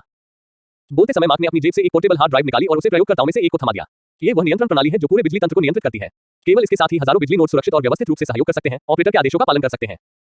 प्रयोगकर्ता ने मार्क से पोर्टेबल हार्ड ड्राइव प्राप्त की और उसे प्रयोगशाला में सर्वर से जोड़ा। सुरक्षा और व्यवहार्यता सत्यापन प्रक्रिया का अंतिम चरण मार्क द्वारा बनाए गए प्रोग्राम को सर्वर में इनपुट करना, विभिन्न कार्यों को करने के लिए कंप्यूटर सॉफ्टवेयर द्वारा उत्पन्न होलोग्राफिक मॉडल को नियंत्रित करना और फिर जांच के लिए डेटा निर्यात करना था। यदि सभी डेटा डिजाइन आवश्यकताओं को पूरा करते हैं तो मार्क के प्रस्तावित समाधान को आधिकारिक स्वीकृति मिल जाएगी। पावर ऑन करें, सभी पावर नोड्स को सक्रिय करें, सभी परिचालन मोड सक्षम करें, सिस्टम सर्वो तंत्र को सत्यापित करें। उल्टी गिनती 3, 2, 1 शुरू करना। आदेश का पालन करते हुए प्रयोगकर्ता ने तुरंत कंप्यूटर कीबोर्ड पर एंटर कुंजी दबा दी। इसके बाद होलोग्राफिक इंजन मॉडल के प्रत्येक पावर नोड ने नीली रोशनी उत्सर्जित करना शुरू कर दिया जो प्रणोदन जेट का प्रतीक है। स्टार्टअप प्रक्रिया सुचारू रूप से चली। प्रयोगकर्ता ने इंजन की शक्ति सीमा का परीक्षण करना शुरू किया। 10% थ्रस्ट, 20%, 50%, 80%, 100% पूर्ण शक्ति। कंप्यूटर पर प्रदर्शित मापदंडों के अनुसार इंजन ने अपनी पूरी शक्ति का उत्पादन किया था और कंप्यूटर की गणना ने संकेत दिया कि पूरी गति से ये लोड किए गए विमान को मैक 3 के करीब की गति तक पहुंचा सकता है जो दुनिया के सबसे तेज लड़ाकू जेट के बराबर था। इससे भी अधिक आश्चर्यजनक बात यह थी कि पूर्ण गति पर जहाज के अंदर कर्मियों की भार क्षमता और जहाज की संरचना को होने वाली संभावित क्षति की परवाह किए बिना मार्क द्वारा डिजाइन किया गया इंजन तात्कालिक संपूर्ण मोड़ और 180 डिग्री तीखे मोड़ भी ले सकता था जो इसकी उल्लेखनीय चपलता को दर्शाता था। 1 घंटे बाद सभी सिमुलेटेड परीक्षण पूरे करने के बाद वैज्ञानिकों ने प्रयोग से डेटा निर्यात करना शुरू कर दिया और सत्यापन और गणना प्रक्रिया शुरू कर दी। इस तरह के विशाल सिस्टम के लिए सभी डेटा को सत्यापित करना आमतौर पर एक थकाऊ और नीरस कार्य होगा। हालांकि मार्क द्वारा डिजाइन किए गए प्रदर्शन राक्षस की भयानक क्षमताओं को देखने के बाद साइट पर मौजूद हर कोई उन्मादी उत्साह में डूब गया। वे इतिहास देख रहे थे, एक चमत्कार देख रहे थे और तुरंत सभी परिणामों की गणना करने के लिए इंतजार नहीं कर सकते थे जिससे इंजन को तुरंत उत्पादन में लगाया जा सके। अंत में एक सुपरकंप्यूटर की सहायता से 5.5 घंटे की सामान्य गणना के बाद इस सत्यापन के लिए जिम्मेदार प्रोजेक्ट लीडर ने अपनी उंगली से एंटर कुंजी को जोर से दबाया। जैसे ही कमांड स्क्रीन पर शब्द दिखाई दिए पूरी टीम खुशी से झूम उठी और अपनी सीटों से उछल पड़ी। हमने ये कर दिखाया, हमने एक चमत्कार को जन्म लेते देखा है। मार्क, आपका प्रस्ताव हमारी व्यवहार्यता और सुरक्षा मान्यताओं से गुजर चुका है। ऐसा रचनात्मक पावर सिस्टम समाधान प्रदान करने के लिए धन्यवाद जिसने हमें वास्तव में आश्चर्यचकित कर दिया है। आपका स्वागत है। ये हमारे तय किए गए सौदे का हिस्सा था। अब जबकि सत्यापन सफल हो गया है मैं आज वापस जा रहा हूँ। उन 2 तकनीकी दस्तावेजों की समीक्षा करने के बाद मेरे पास कई विचार हैं जिनका प्रयोगशाला में परीक्षण किया जाना चाहिए, विशेष रूप से वही चीज। मार्क को शील्ड ट्रिस्केलिन मुख्यालय से लौटे 1 सप्ताह हो चुका है। इस सप्ताह के दौरान वो टोनी और पेपर के निजी समय की सुविधा प्रदान करता रहा, खुद को वैज्ञानिक अनुसंधान में डुबोए रखा और मुक्त होने में असमर्थ रहा। सिर्फ 1 हफ्ते में ही मार्क ने सुपर सोल्जर सीरम के मुख्य सिद्धांत को फिर से तैयार कर लिया था, यहाँ तक कि मानव शरीर के साथ बातचीत करने वाले इसके मुख्य घटकों के आणविक सूत्र और संश्लेषण प्रतिक्रियाओं का भी पता लगा लिया था। हालांकि पिम कणों को निकालने और संग्रहित करने में उनकी प्रगति बाधित थी। पिम कणों के निष्कर्षण के लिए पिकोमीटर स्तर पर प्रक्रियाओं की आवश्यकता होती है जिसमें अनगिनत अशुद्धियों को अलग करना और शुद्ध करना शामिल है। ऐसी तकनीकी सटीकता प्राप्त करने के लिए मार्क को न केवल डॉक्टर हैंक पिम के मूल समीकरणों को पुनः प्रस्तुत करने की आवश्यकता थी बल्कि पूरी प्रक्रिया की सटीकता आवश्यकताओं को पूरा करने के लिए पृथक्करण और शुद्धिकरण उपकरणों का एक नया सेट डिजाइन और निर्माण करना भी आवश्यक था। इसके अलावा शुद्ध किए गए पिम कणों की दीर्घकालिक स्थिरता सुनिश्चित करने के लिए एक माध्यम के रूप में एक स्टेबलाइजर का उपयोग करने की आवश्यकता थी। इस स्टेबलाइजर के सूत्र का उल्लेख शील्ड द्वारा प्रदान की गई तकनीकी जानकारी में केवल स्पष्ट रूप से किया गया था जो दर्शाता है कि इसे डॉक्टर पिम ने स्वयं बहुत बारीकी से संरक्षित किया था। किसी भी संबंधित जानकारी के बिना मार्क को लगातार विभिन्न ज्ञात स्टेबलाइजर के साथ प्रयोग करना पड़ा, परीक्षण और त्रुटि प्रयास करना पड़ा। यदि अंत में वांछित प्रभाव प्राप्त नहीं किया जा सका तो मार्क को एक नए प्रकार का स्टेबलाइजर विकसित करना होगा जो निस्संदेह काफी समय और प्रयास लेगा। इसके अलावा जब तक पिम पार्टिकल्स के साथ प्रगति एक दिन के लिए भी रुकी रहेगी, तब तक मार्क की कई तकनीकों को एकीकृत करने और उस विशेष चीज को बनाने की योजना अधूरी ही रहेगी। ये सबसे चुनौतीपूर्ण पहलू था। अरे यह नहीं चलेगा, पूरे दिन पिम पार्टिकल्स के समीकरणों को घूरते रहने से मेरा दिमाग सुस्त हो गया है। मुझे वापस जाना चाहिए और अपने ट्रांसफॉर्मर और होवर कैनन पर काम करना जारी रखना चाहिए। ये कुछ समय से चल रहा है। टोनी ने पहले ही मार्क सीरीज के कवच की चौथी, पांचवीं और छठी पीढ़ी को विकसित करना शुरू कर दिया है और मैंने अभी तक पहला ट्रांसफॉर्मर भी पूरा नहीं किया है। मुझे थोड़ा पीछे महसूस हो रहा है। इसलिए मार्क ने अपनी मानसिकता बदलते हुए पिम पार्टिकल्स पर शोध को अस्थायी रूप से अलग रखने और पिछले होवर कैनन प्रोजेक्ट पर लौटने का निर्णय लिया। इस बारे में बात करते हुए होवर टॉप अनुसंधान में मार्क की प्रगति भी कुछ समय के लिए रुक गई थी। शुरू में वह एक अड़चन में फंस गया और बेहतर समाधान के साथ नहीं आ सका, इसलिए उसने अपना ध्यान ट्रांसफॉर्मर के परिवर्तन तंत्र के डिजाइन को बेहतर बनाने पर केंद्रित कर दिया। बाद में ओबयाह और उसकी अपनी कंपनी से जुड़ी घटनाओं के कारण मार्क का ध्यान बदल गया और इस परियोजना को अस्थायी रूप से रोक दिया गया। प्रयोगशाला में मार्क ने सबसे होवर टॉप के लिए बनाए गए विभिन्न डिजाइन चित्रों को पुनः प्राप्त किया और अपना काम फिर से शुरू कर दिया। मार्क ने सबसे पहले होवर कैनन के परिवर्तन तंत्र पर ध्यान केंद्रित किया। चूंकि इसे यात्री स्थान और कार की विभिन्न कार्यक्षमताओं को संरक्षित करते हुए कार के रूप और रोबोट रूप के बीच स्विच करने की आवश्यकता थी, इसने मार्क के डिजाइन स्थान को और भी सीमित कर दिया। एक जटिल परिवर्तन तंत्र के बिना कार के रूप में सुचारू संचालन प्राप्त करना असंभव था। कार के रूप में तब्दील होने के बाद होवर कैनन के सस्पेंशन, स्टीयरिंग, एक्सेलरेशन और ब्रेकिंग फंक्शन को इस परिवर्तन तंत्र में एकीकृत करने की आवश्यकता थी। इसलिए मार्क को प्रत्येक घटक को सावधानीपूर्वक डिजाइन करना पड़ा, ये सुनिश्चित करते हुए कि वे बिना किसी झटके या व्यवधान के एक साथ फिट हो जाएं। हालांकि मार्क के लिए यह एक आसान काम माना जाता था। आखिरकार यांत्रिक संरचना डिजाइन उनकी विशेषज्ञता का क्षेत्र था और पिम पार्टिकल्स पर शोध और होवर टॉप के डिजाइन की तुलना में एक परिवर्तन तंत्र को डिजाइन करना आसान और आनंददायक बताया जा सकता है, लगभग एक अवकाश गतिविधि की तरह। हालांकि उनके पास बहुत खाली समय था, मार्क जल्दी ही इस काम में जुट गए। उन्होंने कई जटिल संरचनाओं को आसानी से लागू किया और कभी-कभी प्रेरणा के विस्फोट भी हुए, जिससे वे ऐसे सरल डिजाइन बना पाए जो उन्हें 10 मिनट से ज्यादा समय तक उत्साहित करते रहे। सिर्फ 2 दिनों में मार्क ने होवर टॉप के शरीर पर जटिल यांत्रिक संरचनाओं को डिजाइन किया। होलोग्राफिक मॉडल प्रक्षेपण के तहत प्रत्येक जोड़ लचीला और स्थिर था और समग्र संरचना ने ताकत और सौंदर्य को जोड़ा। मार्क की यादों से ट्रांसफॉर्मर्स के समान, यहां तक कि कुछ पहलुओं में उनसे बेहतर भी।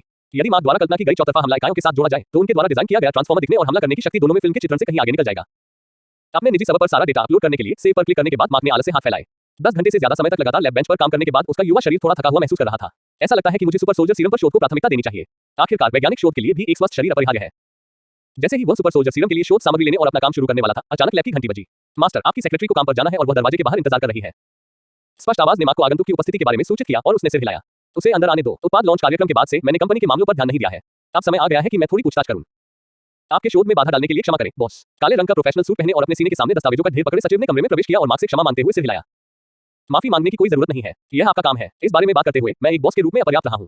मैंने इतने लंबे समय तक कंपनी के मामलों के लिए कोई चिंता नहीं दिखाई है। क्या ऐसी कोई कठिनाई थी जिसका समाधान नहीं किया जा सका? मार्क ने अपना हाथ हिलाया, ये संकेत देते हुए कि सचिव को इतना संकोची नहीं होना चाहिए, और फिर कंपनी की स्थिति में दिलचस्पी दिखाने लगा। अरे नहीं बॉस, सचिव, एक आकर्षक युवा महिला ने अपना सिर हिलाया। मैं आज यहाँ इसलिए नहीं आई हूँ कि कंपनी को कोई समस्या आ गई है। इसके विपरीत कंपनी की हाल की स्थिति असाधारण रूप से अच्छी रही है।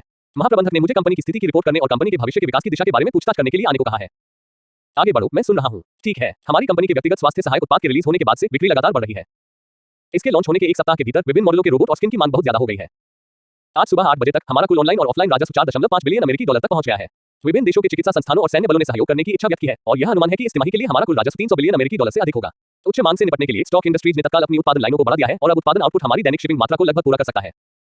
मम्मा, इस दौरान सभी ने कड़ी मेहनत की है। इतनी बड़ी शिपमेंट वॉल्यूम के साथ सब कुछ अच्छी तरह से व्यवस्थित रहा है और सभी का काम शानदार रहा है। कंपनी की शुरुआत के बाद से पहली लड़ाई ने ऐसे उल्लेखनीय परिणाम हासिल किए हैं। क्या महाप्रबंधक के पास कर्मचारियों के लिए कोई इनाम योजना है? यह उन कार्यों में से एक है जो महाप्रबंधक ने आज मुझे सौंपा है। उन्होंने कई कर्मचारी प्रोत्साहन योजनाएं तैयार की हैं, लेकिन उन्हें अभी भी आपकी समीक्षा और अनुमोदन की आवश्यकता है। सचिव ने कागजों के मोटे ढेर से एक दस्तावेज निकाला और मार्क की मेज पर रख दिया। ठीक है, मैं जल्द से जल्द इसकी समीक्षा करूंगा और उसे जवाब दूंगा। क्या कुछ और है? महाप्रबंधक चाहते हैं कि आप कल सुबह कंपनी की वरिष्ठ प्रबंधन बैठक में भाग लें। हालांकि वर्तमान प्रदर्शन प्रभावशाली है, लेकिन उत्पाद लाइन अभी भी बहुत पतली है। इसके अलावा अगली तिमाही के लिए कंपनी के उत्पाद दिशा के बारे में आपकी ओर से कोई खबर नहीं आई है। विपणन विभाग भी जल्दी निर्णय की उम्मीद कर रहा है ताकि वे प्रचार योजनाएं तैयार कर सकें। खैर, मुझे उम्मीद नहीं थी कि हमें उत्पाद लॉन्च कार्यक्रम के 2 सप्ताह बाद ही अगली तिमाही के मामलों पर विचार करना शुरू करना होगा। मैं इस पहलू के लिए अच्छी तरह से तैयारी करूंगा। कल की बैठक से पहले प्रयोगशाला में आकर मुझे सूचित करें, क्योंकि मुझे डर है कि मैं अपने प्रयोगों पर बहुत अधिक ध्यान केंद्रित कर लूंगा और समय का ध्यान नहीं रख पाऊंगा। समझ गया बॉस, तो अब मैं चलता हूँ। जनरल मैनेजर को अभी भी मेरी प्रतिक्रिया की जरूरत है। मार्क ने सिर हिलाकर सचिव को जाने का संकेत दिया, लेकिन उसके विचार कहीं और चले गए थे। मार्क का शोध केंद्र एक प्रौद्योगिकी कंपनी जो पूरी तरह से शोध और विकास प्रणाली के लिए पूरी तरह से उस पर निर्भर थी, पूरी दुनिया में उसके जैसा दूसरा नहीं मिल सका। यहां तक कि स्टॉक इंडस्ट्रीज के पास भी एक पूरा शोध विभाग था। इसके अलावा उनके जैसे व्यक्तिगत एकल स्वामित्व वाले व्यवसायों की तुलना में जो संचालन के लिए तकनीकी उत्पादों पर निर्भर थे, स्टॉक इंडस्ट्रीज जैसी बड़ी कंपनियों के पास व्यावसायिक गतिविधियों की एक विस्तृत श्रृंखला थी और जोखिमों को कम करने के लिए उन्हें अपने उत्पाद लाइनों को बार-बार अपडेट करने की आवश्यकता नहीं थी। इसके अलावा एक नया उत्पाद लॉन्च करना पुराने उत्पाद में मामूली अपग्रेड करने जितना आसान नहीं था। मार्क रिसर्च सेंटर, जिसे पहले से ही उपभोक्ताओं द्वारा लेबल किया गया था, अगर वह एक निराशाजनक उत्पाद जारी करता तो उसकी छवि को गहरा झटका लगता। इससे होने वाले प्रत्यक्ष या अप्रत्यक्ष नुकसान उत्पाद लॉन्च की आवृत्ति को कम करने से भी अधिक होंगे। इसलिए मार्क को अगली तिमाही के लिए कंपनी के उत्पादों की दिशा पर सावधानीपूर्वक विचार करना पड़ा। ये काम नहीं करेगा। अगर मुझे हर तिमाही में ये सोचने में समय और ऊर्जा खर्च करनी पड़े कि कौन सा उत्पाद लॉन्च करना है, तो निसंदेह यह मेरे समय और ऊर्जा का एक महत्वपूर्ण हिस्सा लेगा। इसके अलावा मेरा हर आविष्कार सार्वजनिक प्रचार के लिए उपयुक्त नहीं है। डोमिनेटर जैसे हथियार, जिनके लिए सख्त गोपनीयता की आवश्यकता होती है, उन्हें विकल्प के रूप में नहीं माना जा सकता है, भले ही प्रकटीकरण पर इसका प्रभाव सनसनीखेज हो। उस स्थिति में मुझे अगली तिमाही के लिए प्रमुख उत्पाद पर गंभीरता से विचार करना होगा, आदर्श रूप से ऐसा कुछ जो मेरी प्रत्यक्ष भागीदारी के बिना भी पुनरावृत्ति, उन्नयन और उत्पादों की नई श्रृंखला को जारी रख सके। अब जबकि मैं चाहता हूं कि मेरे उपभोक्ता मार्क रिसर्च सेंटर की तकनीक से खुशी पैदा करने की अवधारणा का अनुभव करें, तो मैं गेम क्यों न जारी करूं? हाँ, ये सही है। मुझे गेम बनाना चाहिए और यह कंसोल गेम होना चाहिए। मैं हार्डवेयर की बिक्री से पैसे कमा सकता हूं और जब उपभोक्ता घर जाकर पाते हैं कि सभी गेम सशुल्क हैं, तो मैं सॉफ्टवेयर से ज्यादा कमा सकता हूं। मुझे कंसोल के लिए विभिन्न सहायक उपकरण, साथ ही गेम पात्रों से संबंधित परिधीय और सांस्कृतिक उत्पाद भी लॉन्च करने की आवश्यकता है। ऐसा लगता है कि इसमें बहुत संभावनाएं हैं। हे सोनी जोड़ निंटेंडो जोड़ पेंगुइन का पैसा बनाने वाला मॉडल, आप सभी आज्ञाकारी रूप से मेरे जाल में फंस जाएंगे और डॉलर मेरी जेब में डाल देंगे। मास्टर, आपके सचिव आपको याद दिलाने आए हैं कि वरिष्ठ प्रबंधन बैठक शुरू होने वाली है। कृपया जाकर उसमें भाग लें। ठीक है, मार्क ने अपना गंदा बिस्तर उठाते हुए कमजोरी से जवाब दिया। कल गेमिंग उद्योग में प्रवेश करने का निर्णय लेने के बाद मार्क ने योजना बनाने पर ओवरटाइम काम करना शुरू कर दिया। आखिरकार भले ही वह बड़े लोगों की पैसे कमाने की रणनीतियों का अनुकरण करना चाहता था, फिर भी उत्पादों को अभिनव होना चाहिए था। PS1, 2, 3, 4, Xbox, Switch वे सस्ते रोमांच मार्क खुद को प्रौद्योगिकी के साथ खुशी पैदा करने के नारे का उपयोग करने के लिए नहीं ला सका। यदि वह गेमिंग उद्योग में प्रवेश करना चाहता था तो उसे खेलों के बारे में सभी की धारणा को पूरी तरह से बदलना होगा। अतः सारी रात योजना पर काम करने के बाद मार्क बिखरे बालों और आंखों के नीचे काले घेरे के साथ पीला चेहरा लिए अपनी तैयार सामग्री के साथ बैठक कक्ष में दाखिल हुआ। नमस्ते बॉस। जैसे ही मार्क ने प्रवेश किया, बैठक कक्ष में सभी उच्च स्तरीय अधिकारियों ने एक स्वर में उनका अभिवादन किया। इस तथ्य से मूर्ख मत बनिए कि उपस्थित सभी लोग 20 या 30 वर्ष की आयु के थे और अपने अपने क्षेत्रों में युवा और होनहार थे। मार्क केवल 14 वर्ष का था, अभी तक वयस्क भी नहीं हुआ था। लेकिन ये उच्च स्तरीय अधिकारी, जो हर दिन कंपनी के मामलों से निपटते थे, अपने बॉस की भयानक प्रतिभा के बारे में किसी और से बेहतर जानते थे। कंपनी के खुलने के बाद से पहली तिमाही के लिए अनुमानित राजस्व 300 बिलियन अमेरिकी डॉलर तक पहुंच गया था। निजी तौर पर विकसित उच्च तकनीक उत्पाद पर्सनल हेल्थ असिस्टेंट ने न केवल विभिन्न सामाजिक वर्गों का पक्ष जीता, बल्कि व्यापक प्रशंसा और अच्छी प्रतिष्ठा भी प्राप्त की।